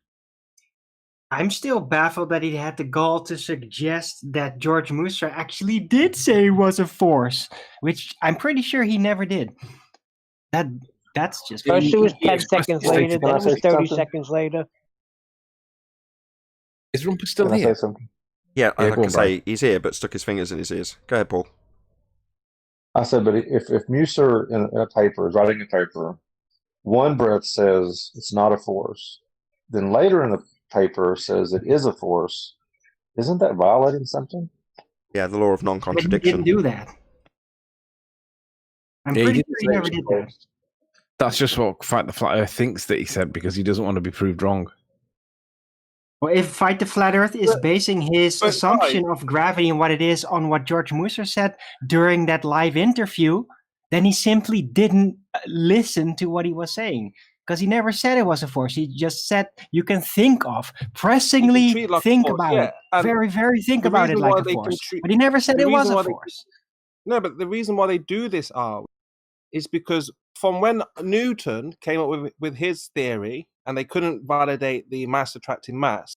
So look at it like this: you throw an object up, it falls down at a particular rate or whatever they tell us. You switch the mechanism from mechanical, which is gravity, to bending of space time. No, he wasn't. So Newton so all that's never changed is the proposed cause. a scientific theory No, I in know, his life. You said Quantum, I Newton's know. theory. No. Wrong. No, I know that. I'm just saying why they say it's nothing's changed. It's still a force. We still calculate things the same way. It's because, Wrong. like I say, when you throw an object up, it still returns in the same way Oh, from Newton to That's just Einstein. describing an effect. See? That means nothing. Yeah, look, they I'm can just saying use why they forces still in their treat it as calculations, a but guess what? Those are wrong calculations. They're basically not doing anything that's rooted in physical reality. That's the problem. You know, if you go off in your calculations in things you can think of while they're not, then you can be assured you're not involving reality anymore with you. Right, descriptions, chemo. Describing something isn't the same as figuring out the cause of it.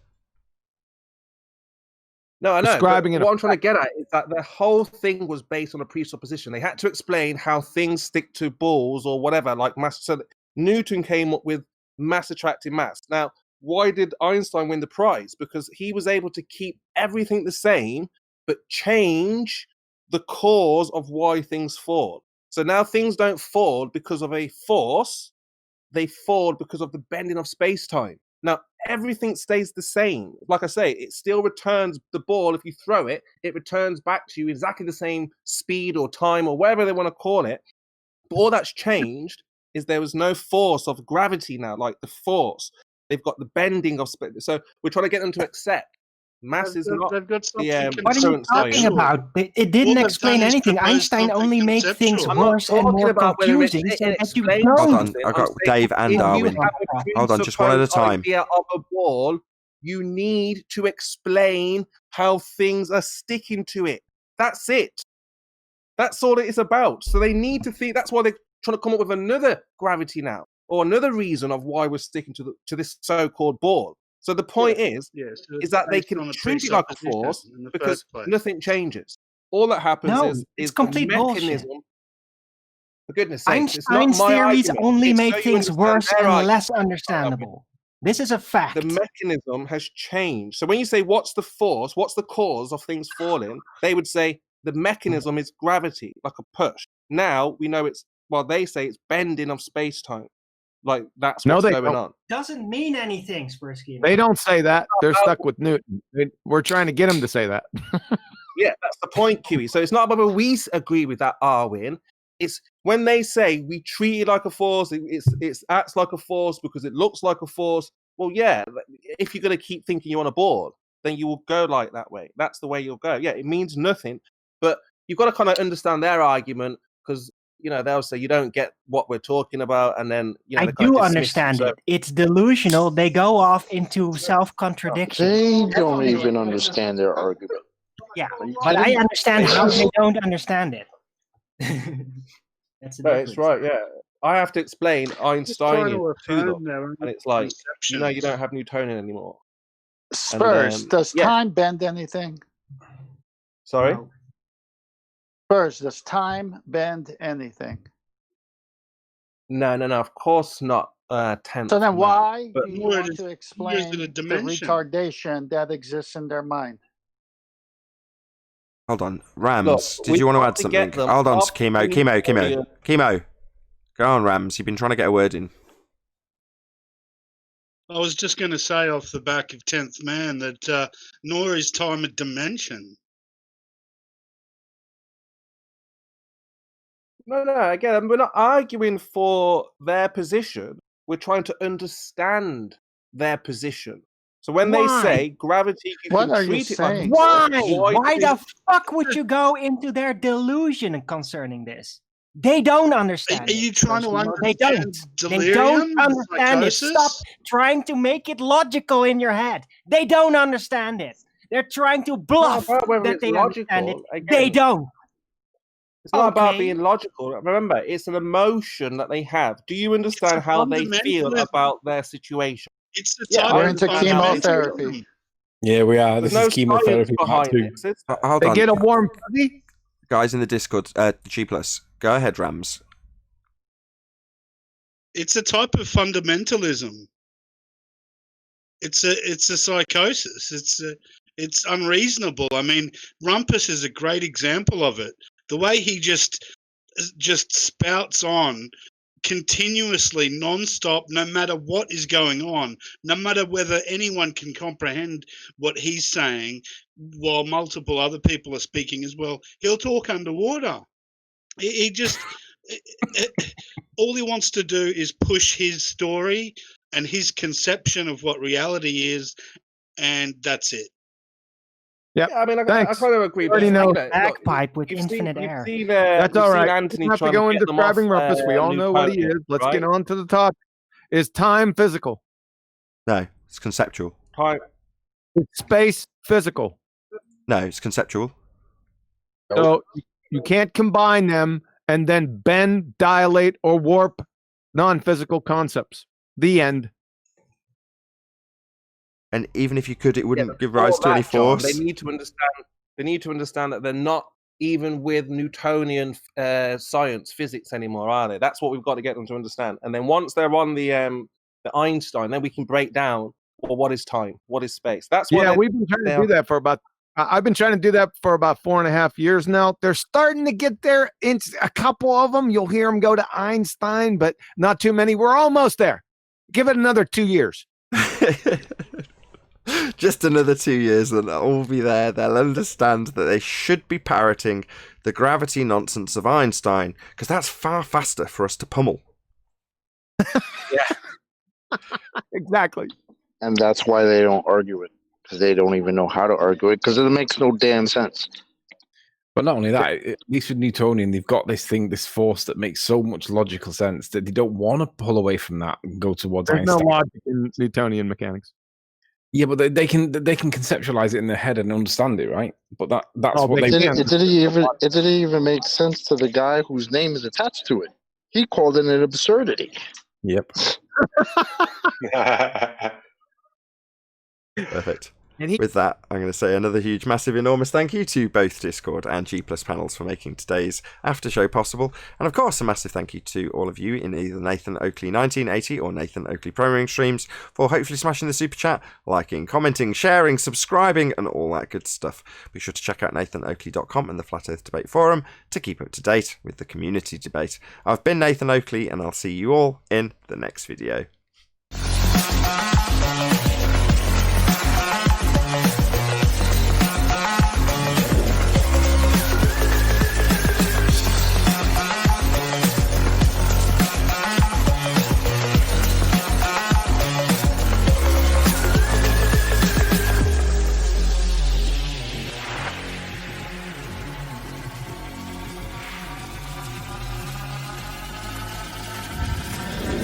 Oh, what a day!